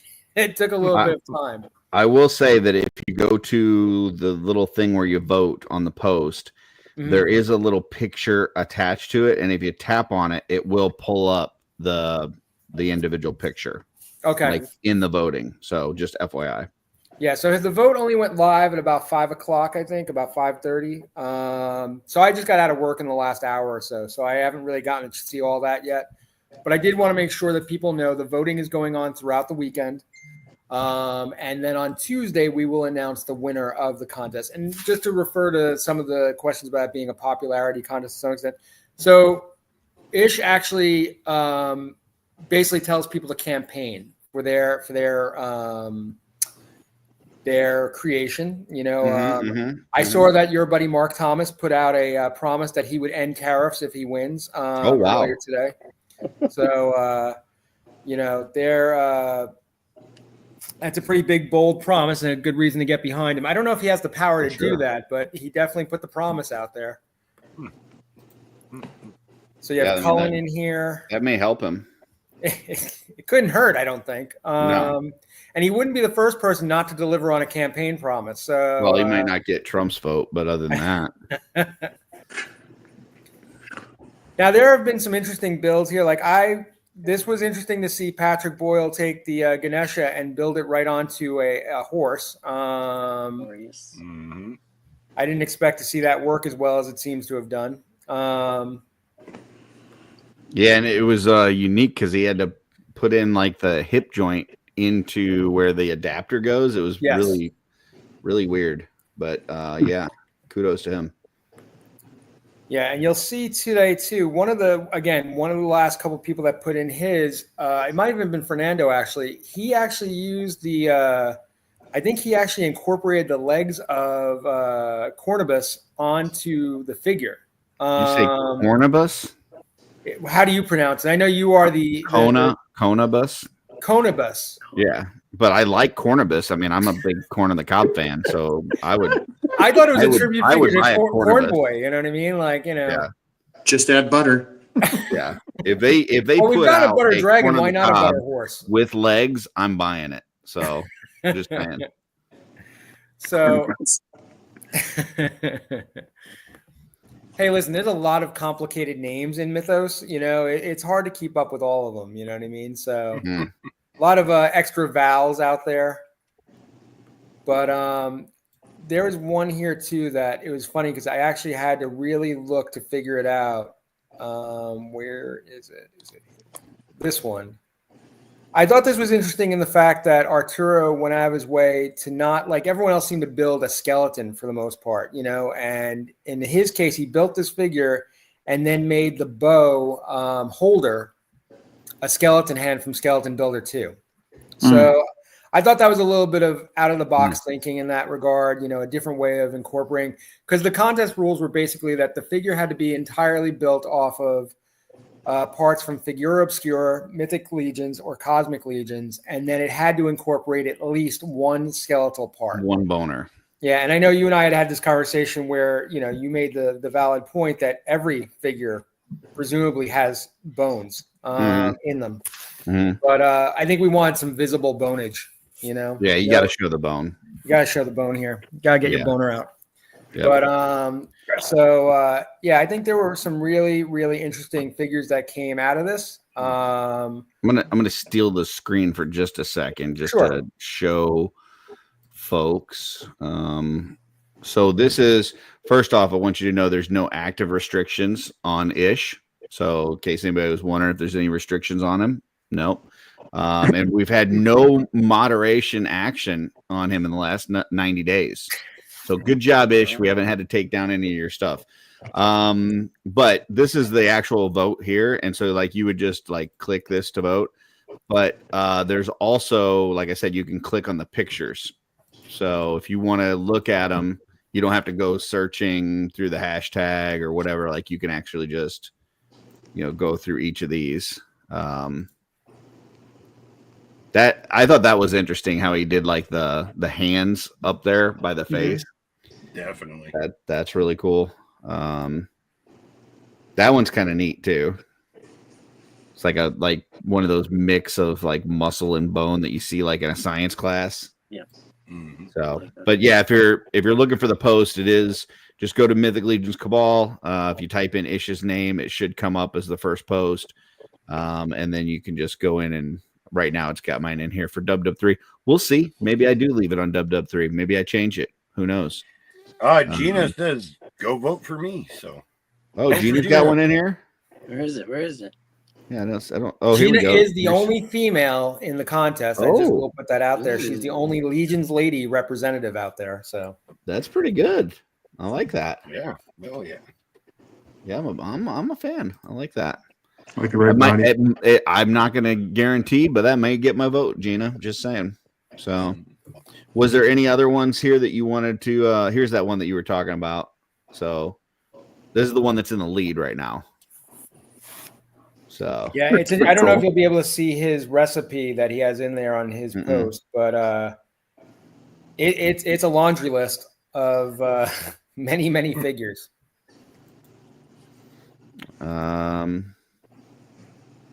Okay. Any others that you wanted to highlight? Not specifically. I mean, I just want to get the idea out there that people can go and vote. Also, that IshCon is next weekend. I will be going. I thought IshCon last year was great. I'm looking forward to this year. It's going to be a little more diverse this year. It was kind of awesome. And it's funny. I was thinking about this on the drive home that a lot of things came out of last year's IshCon because actually I was reaching out to you at that point because we were trying to figure out 1,000 swigs last year. And you were trying to help me get table space because we didn't know if we'd even have a single table for 1,000 swigs. And you were working out a deal with me with Len, Wolf King. And that was at IshCon that Jeremy told me we would have a room. I spent almost the entire weekend at IshCon with Jeff, Greg Schmerber, and Mark Thomas, and Gina. An all-star lineup. So, I mean, like, I was probably the least interesting of those 4 people, but that was all awesome. But I did keep my shoes on the entire time. I cannot say the same for everybody else in that group. Maybe wait, Jeff. whoa. I don't do bare feet either. Okay. But I'm just putting it out there. I can only speak for myself. What Jeff does under a table, I can't say. But we,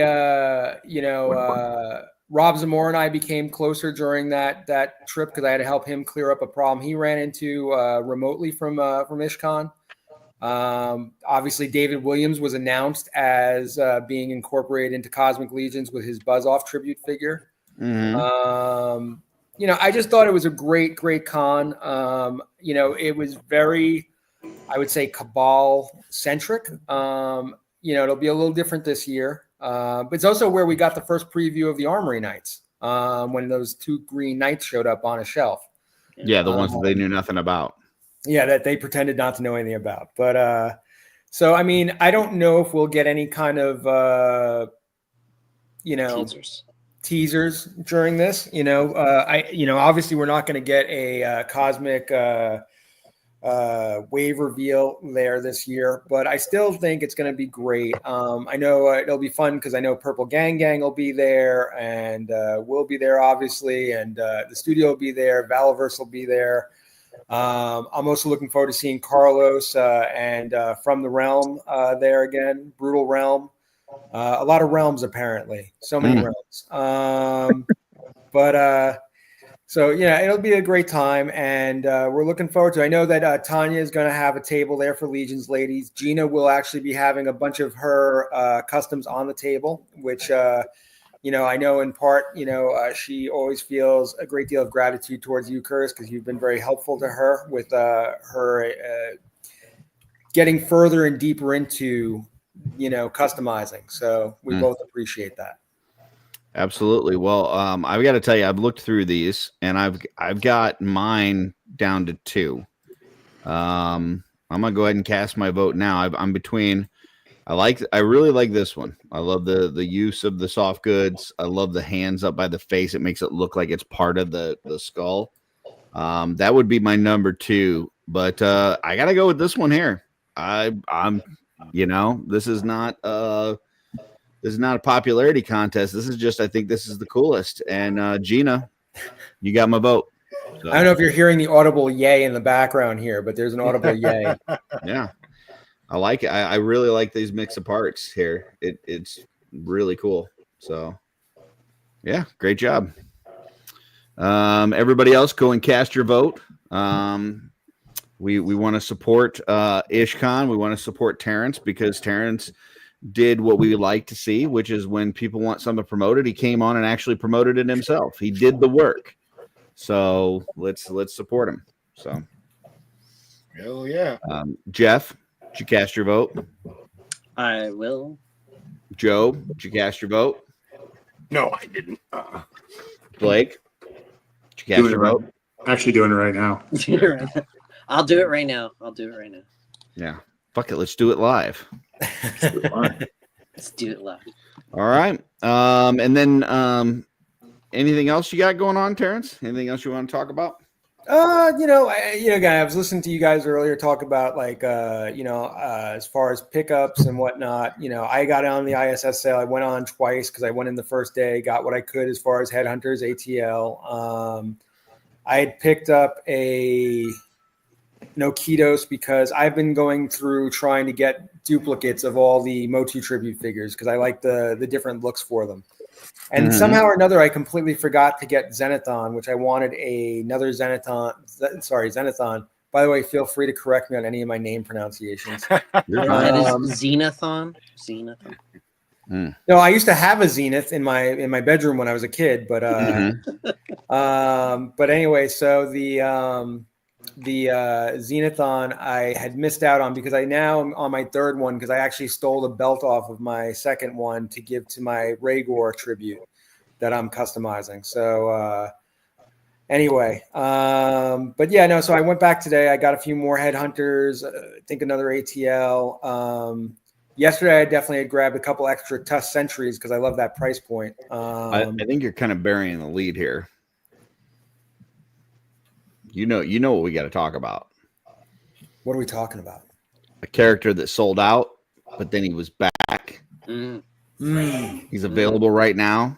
I think he keeps multiplying. I don't think he stopped at 1,000. I mean, from what I could tell, there's 300 swigs currently available on How many? Horseman. 300. See, but I don't know how to feel about that. In one regard, I feel like that's great because with us doing year 2 of 1,000 swigs, that means there's more swigs available for people to get if they don't have them already. But there have been multiple points during this last 12 months where I have felt like I am like the MVP of pushing the sales of swigs on behalf of Jeremy Gerard, trying to clean up the problem he created, you know, and somehow or another that warehouse. This may bring into question what are Cookie and these guys doing? Like, what is are these things hiding under desk? Like, do they not know where their inventory is? Maybe they had show inventory that they were bringing around, and they were like, you know what, let's go ahead and release some of that because we need to get to 1,000. Well, Swig is a little guy. I mean, maybe all those little packages are hanging around somewhere. It could be that there was only one Swig left in the warehouse, but then one of Swig's potions poured on it, and then it made a bunch more packages. That's probably what happened. Probably. Yeah. So, Gina's been making Wicked customs, and this is her flying monkey that was built off of a Swig body. Nice. So this is a Swig.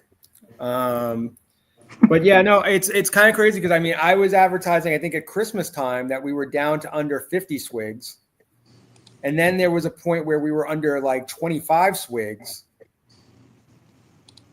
But now a bigger question I have, are people returning their swigs? Is that what's really happening? Are people not happy with swig and they're sending them back? Is this the pendulum swing after, the mystery boxes last year? People sent them back hoping to get barbarians or something else, Did people try sending it back? Is that a thing? I don't think that's a thing. I think Joe, have you sent back your swigs that you had last year? You were done with them, and you definitely not, man. I need those. I could see 300 swigs coming from you. I don't even. I will say, Terrence, I heard from Joe tonight. He said that he placed 3 orders during this in stock sale over the last couple of days. Not once did he mention adding a swig. Just saying. No, because because all I bought was ATLs in this sale. Maybe you need to make a camo swig. Maybe maybe you need to mind your own fucking business. Blew it right out of the water.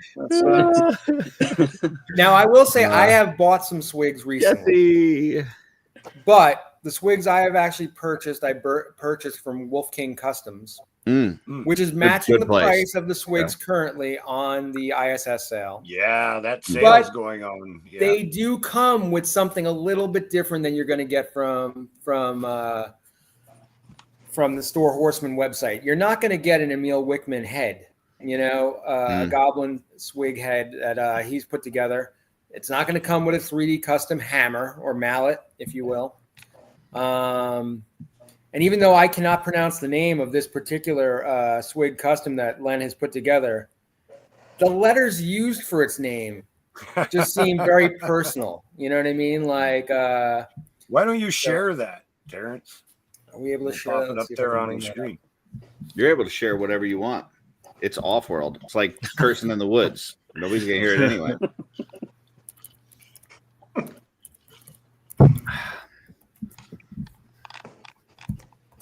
Let's see. I'm gonna try to pull it up here.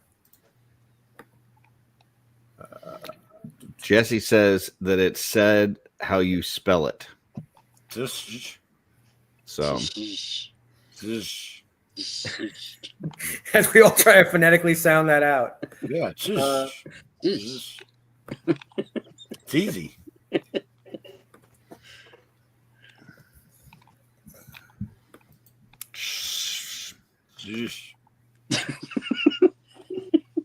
maybe I don't know why Jesse's people are having tell such us. a problem with it. Jeez. That's what I said, Jesse. Yeah. Tish. Yeah, Okay, so I have it pulled up now if you want to see it. sure. Let's get it up there. Okay. Oh, excuse me. Tish.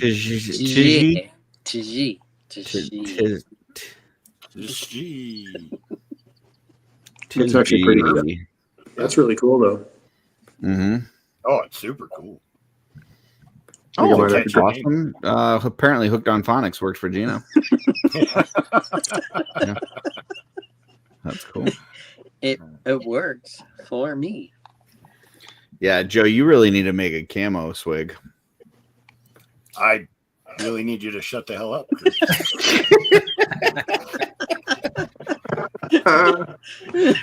Hey, guess what? If I wanted to make a camo swig, yeah, I'd do that. Mm. Yeah. When Yeah, Joe wants to do, we learned earlier in the show, when Joe wants to do something, he does it. If he doesn't want to do it, he doesn't do it.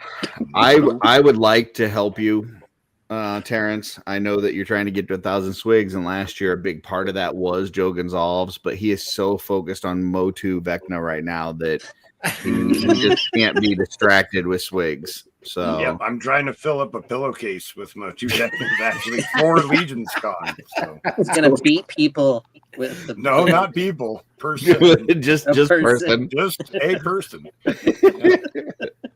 You know, the thing is, though, Joe is such a chill guy, but it seems like every time we get into Legion's Con, things get violent with either knives or pillowcases that are going to be filled with things he's going to, pummel people with.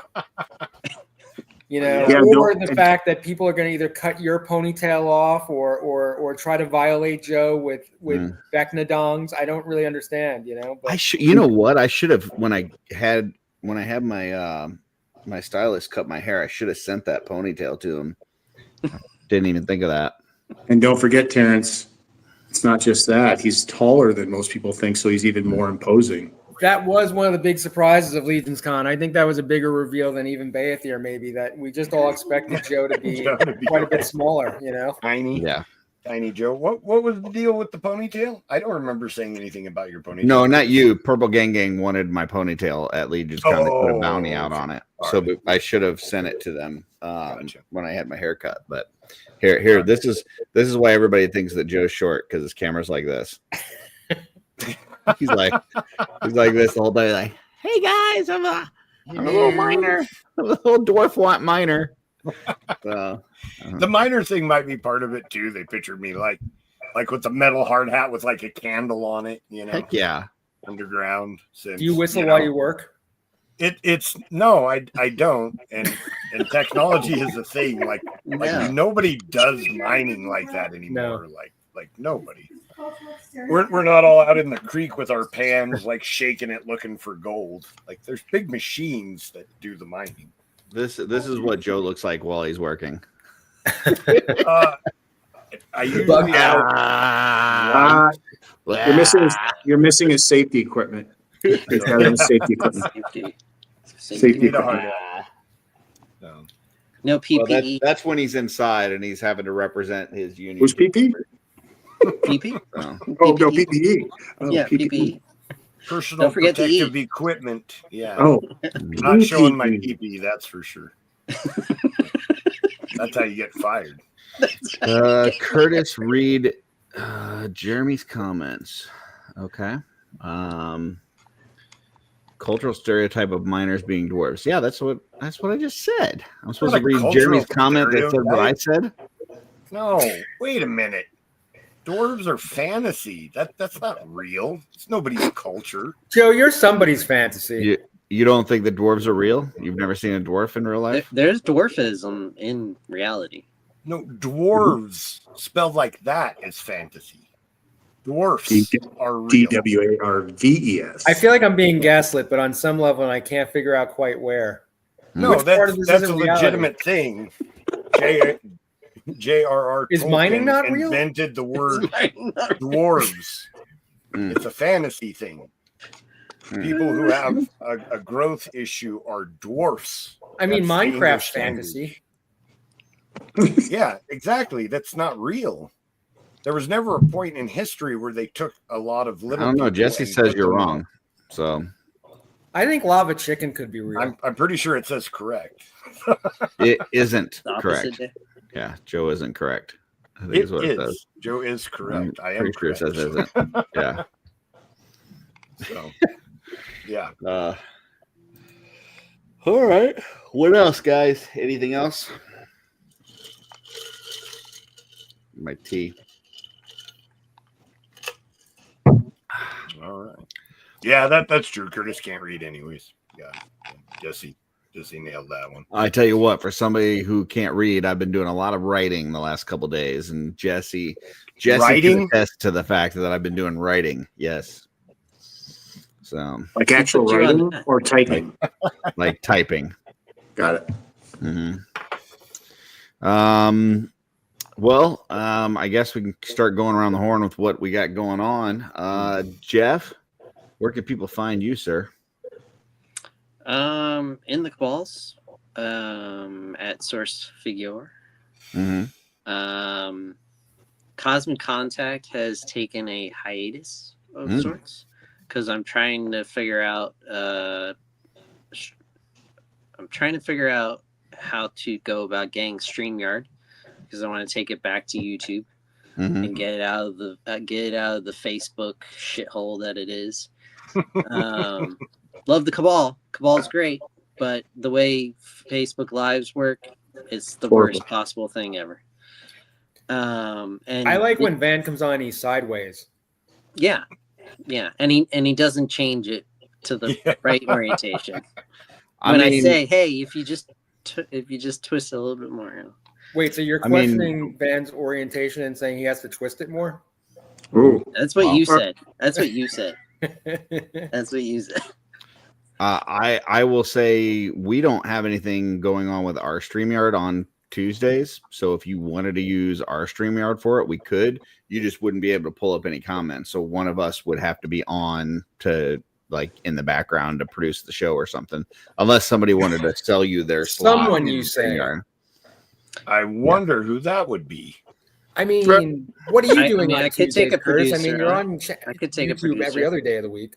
I'm not volunteering. I'm just saying, like, there's me, Dooch, Jesse, and Joe share this StreamYard. As long as somebody's there to pull up comments or to let you.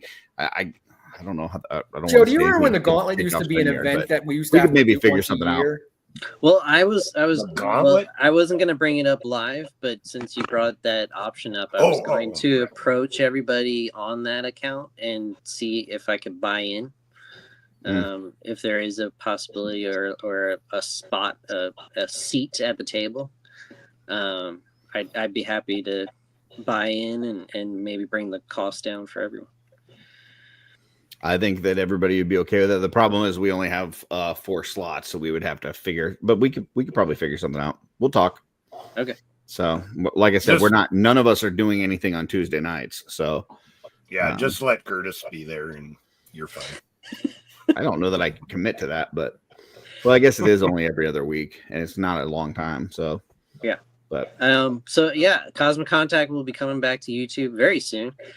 Stay tuned, and it's every other week, opposite of Legion's Lair. So go check out Brad and Mike, my fellow Legion's Lair guys, on the opposite Tuesdays of me. And I tell you what, man, they had some guests that didn't show up this past time, and they had a bunch of us that just came on and shot the shit. Dude, we were laughing so fucking hard, man. Their last episode was, I think, one of their best. And not just because I was there. It was just a lot of fun. Yeah. So, but that was a good I episode. was having a fun time. Good stuff. And then not this Sunday. You guys did a tribe last Sunday, right? No, it's supposed to be this Sunday. This Sunday? But, Okay. It's a little bit up in the air because it's Mother's Day. Oh, And a lot of people on the tribe have mothers or have wives that are mothers. So we're gonna play by day, play by hour. All right. Joe, what you got going on? I unfortunately have to travel after work tomorrow, but I'm gonna try to get back early enough to be on the clubhouse. Is there a clubhouse? I know Oz says he was taking a break, but are they somebody else gonna Yeah, run it? he said that if anybody else wanted to run it, and I know Ed runs it sometimes, Kenny will run it sometimes. So somebody will have it going. I assume so. Okay. I was guessing so. If there's no clubhouse, I won't be on it. But if there's a clubhouse, I will try to be there. Gotcha. So, and I think that's it for this week. Okay. Blake, you doing more of the rounds? You gonna be on like 15 shows over the next week, or what you got going on? The requests have been coming on the gauntlet. Yeah, the requests have been coming in. Nothing lined up yet. Nothing confirmed yet. There's some things that are coming up, and then of course just my normal IG. You can catch me at Recon Rage page. And then we can catch you in the morning at Legions Con in the gym, right? Yeah, I mean, hey, okay, you gave me the moment here. So every morning we'll be running Mythic Muscle. If you want to come in and hang out, we're going to do some Mythic Muscle. I'll take you guys through a HIT class. We'll get you worked out. We'll get it all going. I used to teach this stuff, so like legit. And I know that gym. I've been there a few years now, and there's plenty you can get done. There's plenty of room. So if you guys want to work out, or anybody in the chat or sees this later on, and you're at Legions Con, let me know. Now I've seen like with like the DDP yoga and stuff like that. You know, they normally, like, if somebody's starting out and they don't have a whole lot of movement and things, they'll like start in the chair and just have them doing like some little stuff. Like, do you have levels to this, or like you just gonna kill somebody as soon as they walk in? In all honesty, Curtis, I'm glad you kill Curtis. That's what we're wondering. Like, should people be a bit intimidated if they don't preferably have a with workout regimen and they come in? Are you gonna murder them? No. I'm going to be happy whoever shows up, and I'm going to get them started to whatever level they're at. Seriously, I'd love to see the community, like some people in the community, embrace this and just get active. I mean, I know we're having a blast. Most of us are there 4 or 5 days, if not, at least 2 days. Just, come hang out with me one morning in the gym. Let me know. It doesn't have to be every day. And I'd love to take you guys through a workout and just get your body active and maybe purge out some of that alcohol so you can put some more in later. There you go. I'll tell you what, I love hanging out with Blake. That was fun. In the gym. Yeah. I'm sorry. Yeah. He's like, Blake, when you're done with the gym, come when see you're me done outside. with the gym. I'll be smoking a cigarette outside. Yeah. Hey, now here's the thing. I went out and hung out and sat around everyone smoking, Joe. You got to come at least join me one day in the gym. There you go. Yeah, no, that doesn't work that way. Well, wait, give me a favor. That's not a thing. Like, the gym has windows to the courtyard. Just stand on the outside smoking your cigarette, just like watching me. That I can do. And I'll hold up signs. Yeah. And then I'll be like, if they could read this, would be really offensive. Just don't hang up a sign like I used to when I used to wrestle where it says Recon Rage, I want to have your baby. Don't do that. Don't do that. No. Jesse said his joints are cracking and he's not even moving yet. So Twizzler 19 says what time? It'll be his first Legions Con, but they're interested. It'll be it's going to be early because we all want to either get in a line or get ready to do something or grab breakfast. So it's usually right around 5 o'clock, 5 a.m. 5 a.m. Holy moly! Okay. And you thought 8 a.m. was and you guys, he's the West Coast guy. And you've seen me. I stay up till midnight, 1 in the morning. So it's not like I duck out and go to my room and hide. All right, Terrence, what you got going on? So I have a very unorthodox day off tomorrow on a weekend. That doesn't usually happen, which usually prevents me from being on any streams, really, unless it's late at night. So I am actually going to be joining you and Mark for part of Double Jointed tomorrow, my understanding is. Wow. I'm going to bounce on there because I know Greg's not going to be around. Wait, actually, I'm sorry. Will it be you or will it be Lance? I will be there. I will be on Double Jointed tomorrow. Okay. I was gonna kind of that was gonna be how I was gonna close out the show. It was the little mic drop that I was gonna have, but that's fine. You stole my thunder. It's cool. Good job, Jones. Yeah. Spoilers. Well, hey. Anyway, Mic drops. That's what you get for having Tish on the show. I think Curtis took Joe's mic drop on Swig. So. So I'll definitely be popping on there for a little bit, and then I'm not sure. I never know whether or not I may pop on to Purple Gang or. But if there is a Clubhouse, I had already talked to Oz about going on Clubhouse tomorrow night for a little bit, basically to get more word out about IshCon and about the vote. So I'm kind of doing my little promotional tour here. But beyond that, obviously next weekend is IshCon, so I'll be traveling Friday morning to North Carolina, and I'll be there all weekend long. Looking forward to it again, and I would say that's probably the most foreseeable things I have going on. But we're also on the cusp of really starting to promote 1000 Swigs 2025. Jeremy Govier put out a great swig in the last few days. That was awesome. Cosmic Swig, yeah, right up your alley. That was awesome looking. It seemed like the 2025 Cosmic Swig to maybe kind of take the place of the 2024 Cosmic Swig put out by one Curtis. So we'll see what happens. But the one that's MIA right now. If that photographer ever takes that photo, so he can get it off to Eric Miller's kid, you know what I mean? It might be nice, I think the strategy at this point is to wait till like the end of October to take the picture, so then he could just bring it with him to leave. He doesn't have to actually mail anything. Hey man, shipping is killer right now. Yeah, but if he does that, then that will count as an extra swig towards 1,000. So we're good. Yeah. True. All right. Well, yes, I will be on Double Jointed tomorrow, which is the best show on YouTube. As much as I tell you guys not to watch this show, you should watch that show because it is amazing. Saturday mornings, 11 a.m. Eastern. It's just a lot of fun, man. So it's the most fun you can have on Saturday morning since Saturday morning cartoons. And tomorrow night, I'm actually recording how they do that with an individual who shall remain nameless. Then tomorrow night we got PGG. I know they're going to be talking about the Fall of Grayskull.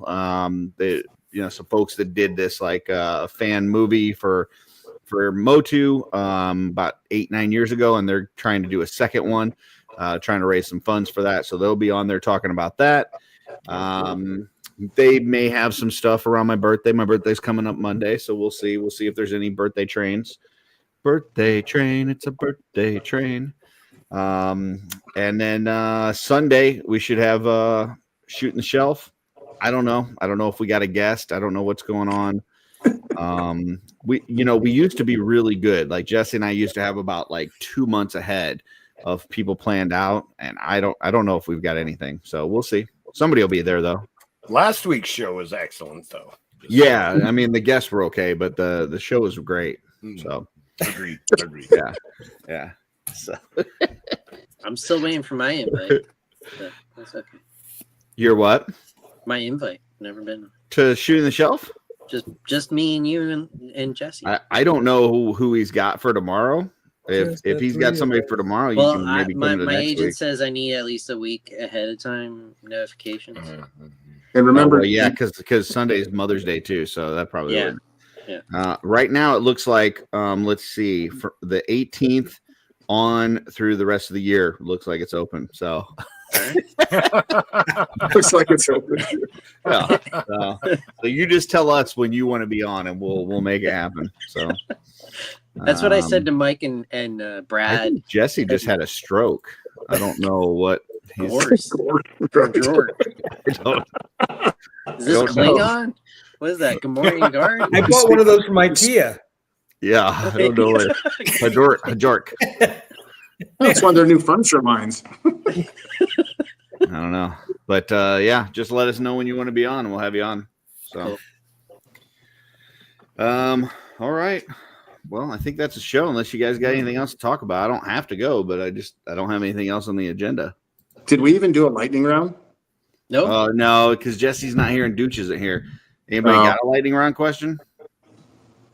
Can we just put another chair in the picture and then say it was Dooch? No, I don't think that works. Oh. I don't think that works. Let's see. Maybe Jesse will throw a lightning round question in the chat. We'll wait. Testy. Yeah, we'll, Will it not be in Swedish? Gorsk. What is that going on? Do you choose a gorse or a hajork? Yeah. All right. That's the lightning round question, guys. Gorse or hajork? Which one? Which one do you want? I'm going hajork. Okay. Well, hajork. Yeah, I would say hajork as well. Joe? Yeah. I think it's hork, isn't it? Isn't the J silent? Yeah, the J's. Where's the H silent? Jork? Nah, that doesn't sound right. I think the J and the K are silent. Hork. It's just hork. I love you, hork. The fact that you keep popping it up makes me keep thinking that he's actually reinserting that again and again, like reaffirming it. It's like copy paste. Yeah, I'm trying to think of a lightning round. I ain't got nothing. Do you guys got anything? Is there can you Google lightning round and Sure get you stuff? can. While Joe Googles that, I will say that I did. I had my claim sale that was up on PGG Purple Gang Group. Went pretty well. I got to say that group's pretty good for doing a claim sale as long as you're not. Don't do turtles there. Turtles didn't sell. Wrestlers didn't sell, but everything else did pretty good. So if you got Battle Beast, those things are hot on that group. Mythic Legions obviously had those combat creatures. Those went fast. But no snorks. So no snort. I didn't have any snorks, but I did. So the stuff that didn't sell, right? I took to my local toy store / comic store or whatever, and I knew they're not going to give you a lot, right? Because they've got to try to make a profit off of it, right?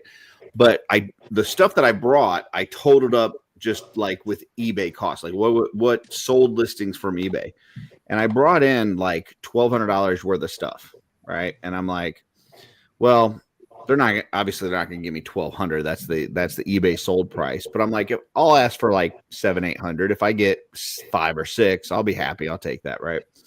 They offered me $160. I'm like, I held up one box. It was the NECA VHS Turtles, right? The 4-pack. I'm like, this one by itself sells for $145, right? If that's a sold listing on eBay, and you're going to give me $160 for all of this. I mean, it was carded shit. It was, a bunch of stuff. And yeah, I was like, there's no way, dude. So, but whatever. It is what it is. I got a lightning round question. Sure. Go ahead. This one could really start some fun stuff. Okay. Who you starting? Who you going to first? Joe, Terrence? Well, let's go to Terrence. Terrence first. Okay. And then wrap around. Okay. Go ahead. What word do you hate hearing the most? Retard. Ooh. You hate that? That's the word? Yeah, I don't like that word. That makes sense. I get that. Curtis, what's up? Word I hate the most. I'm gonna go with the first one that popped in my head, which is savage. Yeah. Jeff? Tariffs. Oh, that's a good one. Yeah. Joe? Right now, because of X5. It's bro. Bro. Okay. The kid. Oh man, I don't know. All the kids say bro. So bro, come on, bro. What about bruh? Same. Unless they're saying it with a surfer accent, I'm cool with that. What's up, bruh? That's cool. But when kids are just saying, bro, come on, bro. Like my girlfriend's daughters will call her bro, Mayo. and I just want to slap the shit out of them. Like, bro. Oh, bro. Hey, Joe, bro. What's up, Joe, bro? Yeah. Do we need a welfare check for Jesse? My girls call me King sometimes, and I don't think Darla likes that. Yeah. What up, King? Like, no. Yeah. All right, Blake. What about you? I don't like the word sure. And the reason I don't like words like that, sure is one of them, because it's, to me, especially managing people and being operations, when you go to somebody in work and you're like, hey, did you do this? I think. Sure. Yeah, I'm kind of. So you don't like sure as a response. Like if I say I'm sure of something, that you don't like people to be non-committal.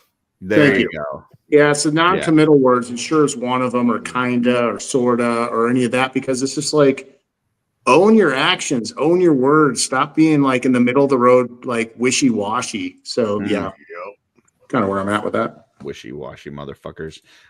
Jesse says meat jelly. So yeah, he doesn't like meat jelly. You know what I don't like though? I don't like Hajorkin mayo borscht meat jelly. I don't like any of those. Awesome. Anybody got another one? Yeah. If you could be who are transformed, you starting with? You got to say first. Oh, we'll go with Blake. Blake. Oh, he went last time. Okay. If you could transform into one animal, which would you choose?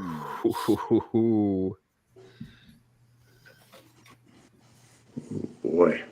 Does it have to be a real animal? Or it could be like a mythical animal or something? It's lightning around. Do what you want. It's also off-world. We do what we want. Yeah.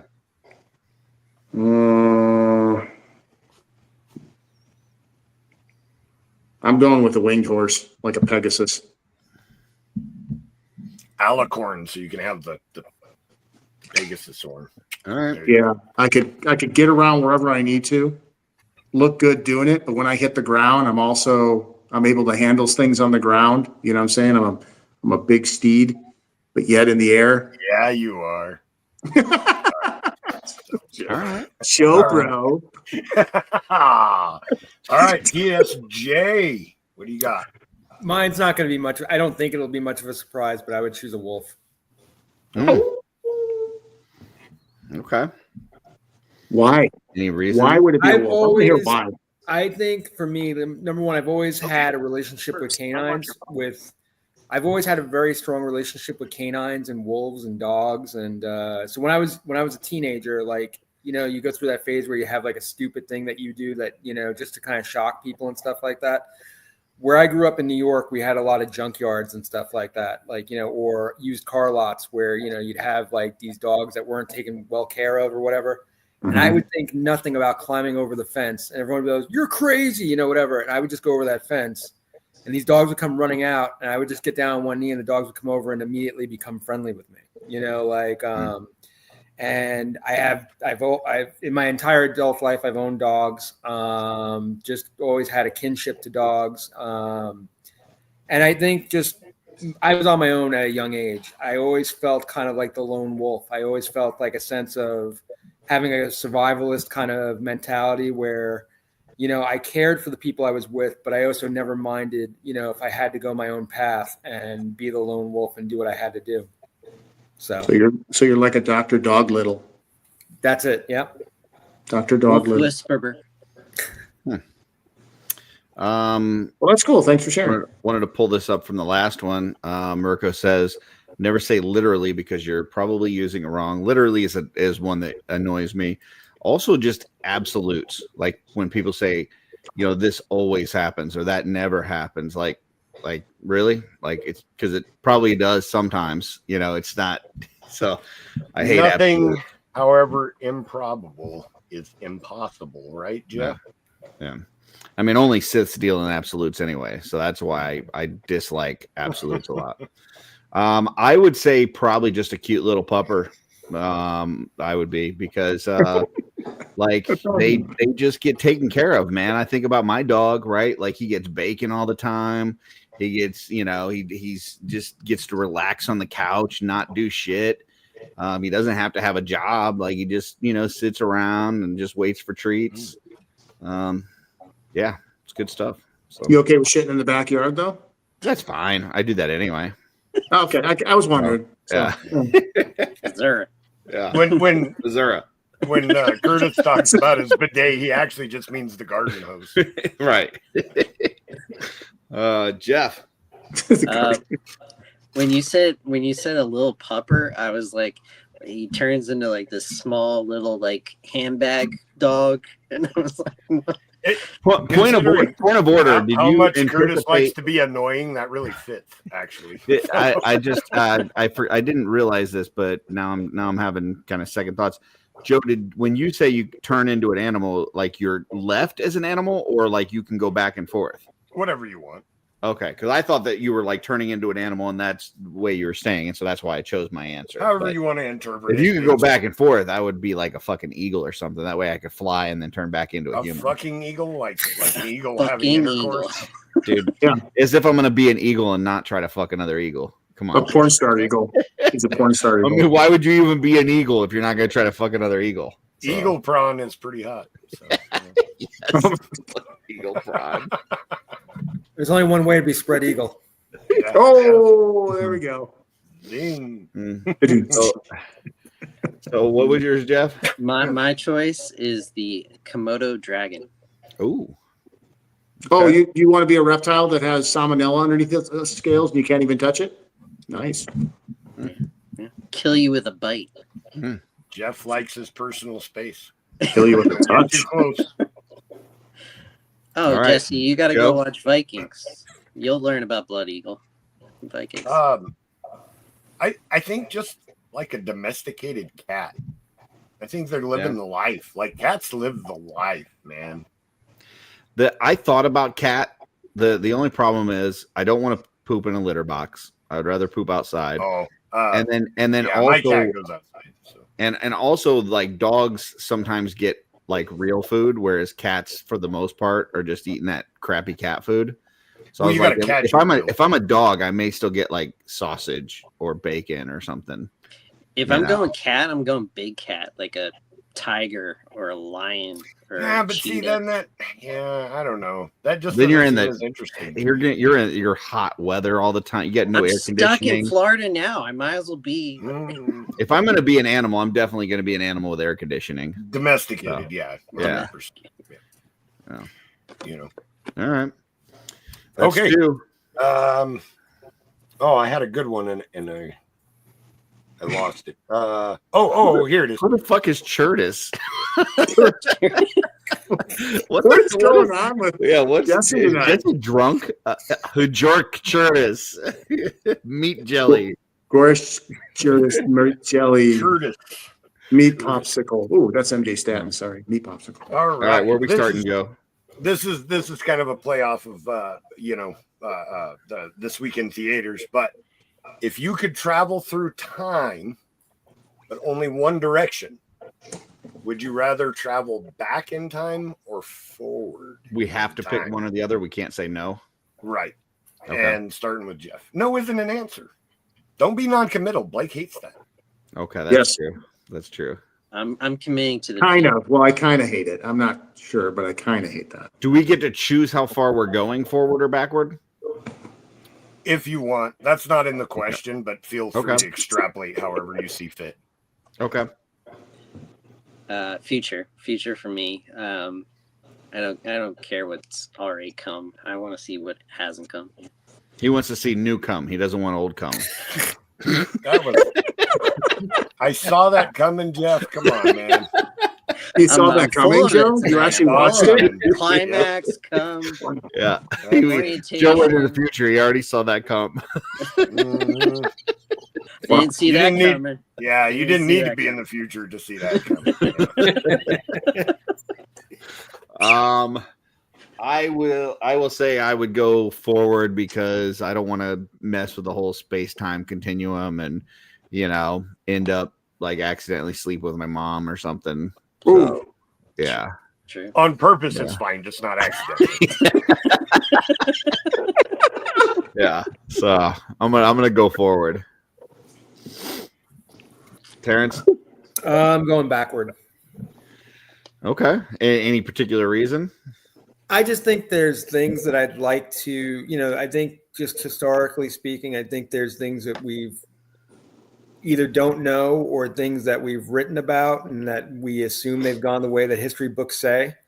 I'd rather go back and actually witness some of those things and see how they actually went down, So as like a fly on the wall, not like to change anything. Yeah, I'm not going to change anything, but I just think there's just so many things that I'd love to know how historically accurate they were, or I wonder so many times, like, again, you always hear how victors write the history books and things of that nature. You kind of wonder how many things have been distorted over time by people who wanted to manipulate or, control the way things moved forward, Amen to that. I'm right there with you, Terrence. I'm going backwards too for that same reason. I was thinking like I want to get.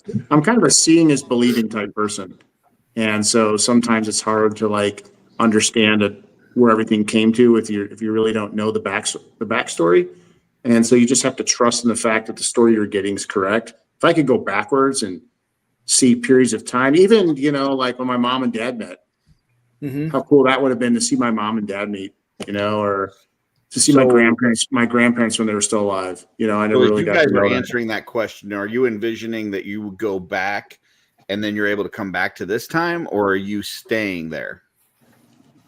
I'll stay there. At least I got the answers. Okay. Done. I don't necessarily have to. I thought it was a one-way ticket, and so if so, then I don't want to be stuck in the past. Like, heck, if you go back even 50 years, like you're dealing with no air conditioning. Fuck. Okay, Mr. Secret Wars. So you're already stuck in the past. Yeah, but let's put it this way. Where things are going on now, do you really want to go to the future for sure? Like, you don't know, right? And there's all kinds of crazy. Yeah. The unknown. Okay. I got it. Curtis, you'll be fine. I've watched a number of those detective movies from the 1930s and stuff. The guy always comes home. He takes a glass bottle of milk out of the refrigerator, puts it against his head, and cools down. You'll be fine. You know what I mean? Okay. All right. Yeah. Joe. This was actually a tough one for me. That's why I picked it, because I do think that the past sucked, and that even though we all complain a lot, right now at this very moment, the world is the best that it's ever been in the history of the world. Mm-hmm. So I would like to think that the future would be even better than that. However, I feel like I would fit in better in the past, like in a kind of a simple life kind of scenario. So I think I'd go backwards. I think Joe just wants to go back to the time where wives just listened and obeyed to their husband, and they didn't talk back and cause problems. And I'm not even allowed to laugh at wives. And yeah, I'm not even allowed to laugh at that joke, Curtis. I will get in trouble. So I'm not even going to smile at that. That is not funny. Brad says this is sort of like the movie about time that I've told Curtis to watch. He has no recollection. I have no idea what the hell you're talking about. So yes, please elaborate, because I have no idea what it is that you're talking about. Let's see. I do think if I could go back in time, though, I'd like to be able to go back multiple times to see multiple things from different perspectives. If that makes sense. Just while you guys were talking about it, and something Joe said too, where he was saying how this is the best time, in history. I think it's interesting because I think it's always kind of a grass is always greener type situation. Mm-hmm. Because how many times do you hear people say things were better when things were simpler? You know what I mean? It was easier. I think, technology wise, this is the best it's ever been. But yeah, even war wise and everything wise, education wise. Growing up in the 80s as kids, we didn't have to worry about fucking getting kidnapped and all this kind of stuff. While it was happening, just nobody was talking. You could buy it wasn't near as much as what it is today. So you could buy a whole playset for under $50. That's true. Yeah.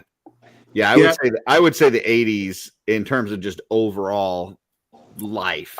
I would say the 80s were better than this, but technology wasn't as good. Cocaine for everyone. So there you go. Now we're talking. Let's talk about how that'll affect 10 Yeah, but lives. back to your point, Joe, you were talking about like wars and all that stuff. And, now it's like, I think the other thing you have to look at is the perception of where you're at on this planet currently. Because if I took you somewhere else, let's say, I don't know, Ukraine, you probably would think it's probably not the greatest time right now. I'm not saying that the things are perfect right now. I'm just saying if you go back to a certain point, people were fighting wars everywhere. Yeah, right. And we're lucky that there's places that you can go that wars aren't being fought or people aren't, there was bad things. History was not a pleasant place overall, and the farther back you go, generally the worse it is. So and yeah, I mean, you follow stream 30 years from now, people will be having the same conversation about the 2020s. Yeah. Well, that's what I would like to think, is that things will keep getting better. I have that hope for the future, that as we continue on, humanity will continue to evolve and mature, and that the earth will become a better place for humans. You mean we're better now that you get philosophy. We get right now, you get like the work release or whatever when you get in trouble or you go to jail. It's better than getting disemboweled or getting your head guillotined off or whatever, like it used to be. Agreed. Getting the opportunity to reform, for negative actions, things like that. Yeah. Absolutely. Brad says same director as Love Actually. Men and their family go back to the past. Watch it with Darla. You still haven't said what the name of the movie is. I don't know what the. That's About Time. I think the name. About Time. Oh, the movie is called About Time. I thought he was saying it's a movie about time. I thought he was saying it was about time for you to watch that movie. I didn't know what the fuck punctuation. Correct grammar helps. Yeah. Watch the movie About Time. About saying that D&D exists now. What if Joe went back in time and invented D&D? It would be a lot shittier than it is, to be honest. Really? You think I could do a better job than Gary Gygax? You haven't been paying attention. Well, I mean, what if you partnered up with him before he had the idea and you were like, hey, what about this? What if you had this idea? But that's not me inventing D&D. But it's you helping to shape and mold it based on what you know now. I mean, do I think that you by yourself would create it better than whoever this fucker that you're talking about is? Gary Gygax, the guy who I don't know, but I think that you have knowledge that he doesn't have about how it's gone over the last however many years that you could probably contribute to things that would help it be better. Yeah. I think TSJ is right about TSR. Don't sell TSR to Wizards of the Coast. That would be my vote right there.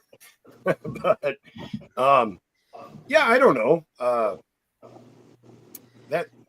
That's a time-based thing. Like D&D kind of evolves with the culture. Mm-hmm. You know what I mean? Like if we played first edition D&D right now, you probably wouldn't like it very much, Curtis. There was a whole lot of reading and math. So, sounds like Andor.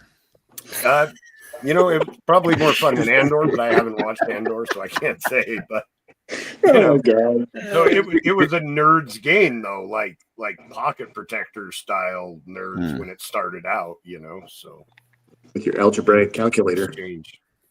All right, we ready for another lightning round? I got one more. Sure, we can do one more. I mean, that's already 3, but that's fine. We can do another. What are you talking about? It's like not even 9:00 yet.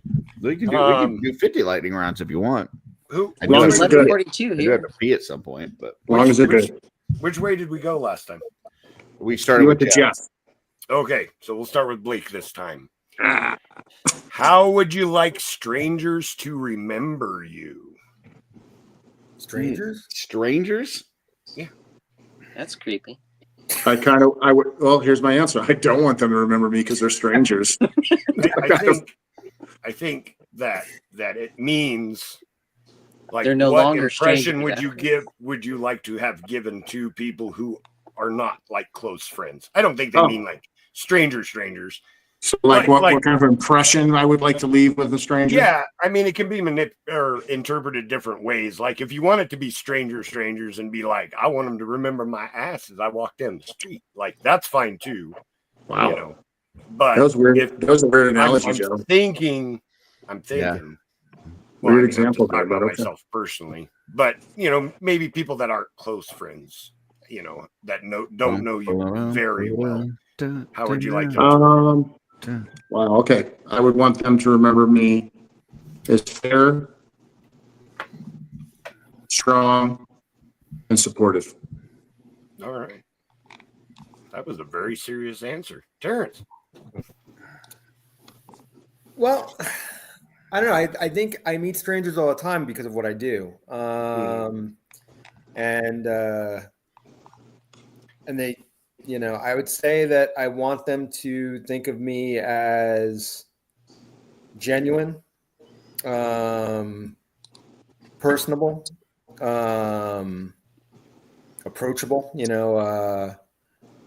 and generally positive, like somebody who's going to be there to help them if I can, I generally feel like that leads to people being more open with me and being more honest. And that usually leads to less strangers, having a more real conversation, As a bartender, that's kind of part of what I do. So, yeah. Right. All right, Curtis. I'd like people to remember me as the first African-American Oscar winner. That was more of the kind of answer I was expecting. like Blake and Terrence were really serious with that. I was like, oh damn! Like they forgot what show they were on. I in all seriousness, though, I would like to be remembered as somebody that just helped to get others into the hobby of creating with their toys in some form or fashion and having fun. So. Right on. I feel like I want to do over now. It's not like I think we went. I want people to remember me as the guy who didn't scream when they stuck it in. You know what I mean? It was a good answer, just wasn't what I was expecting. I want doctors to remember me as the guy who didn't get worried when he put the latex glove on and said his 3 fingers enough. You know what I mean? Like, you want to be the guy that looks at the doctor and goes, beginner. Right. What is this, amateur hour? Yeah. 3? All right. Yeah. Jeff. I was gonna go serious, but now I'm trying to figure out something jokingly. You can go serious. There's nothing wrong with that. I just said that wasn't what I was expecting. Jeff wants to be known as the guy with the most comfortable finger in a prostate exam. Hopefully not the biggest finger. At least the serious one, I always live my life by the 3 C's: cool, calm, and collective. That's how I want somebody to remember me as. But I want somebody else to know that I was the first one to walk on the moon. Oh, nice. Oh. Right. Jesse just wants to be known as the guy that didn't stink. Good luck with that. Yeah, good luck. You keep eating meat jelly and borscht and all that other stuff, you are going to stink. All right, Joe. Yeah, so it's strangers, right? Wow, that guy had a nice mustache. He did. He really did. And he was tall. Yeah. He's tall. He's a lot taller than I expected. Yeah, he was a lot taller. Yeah. That's not strangers. Those were all my very close and personal friends that thought I was a midget. Yeah. It's all the people that know you as a YouTube celebrity. So. Right. All right. Well, I think that's it, folks. Appreciate everybody tuning in, even though I told you not to. Yeah, until next time, folks. See you on the OffWorld. Bye.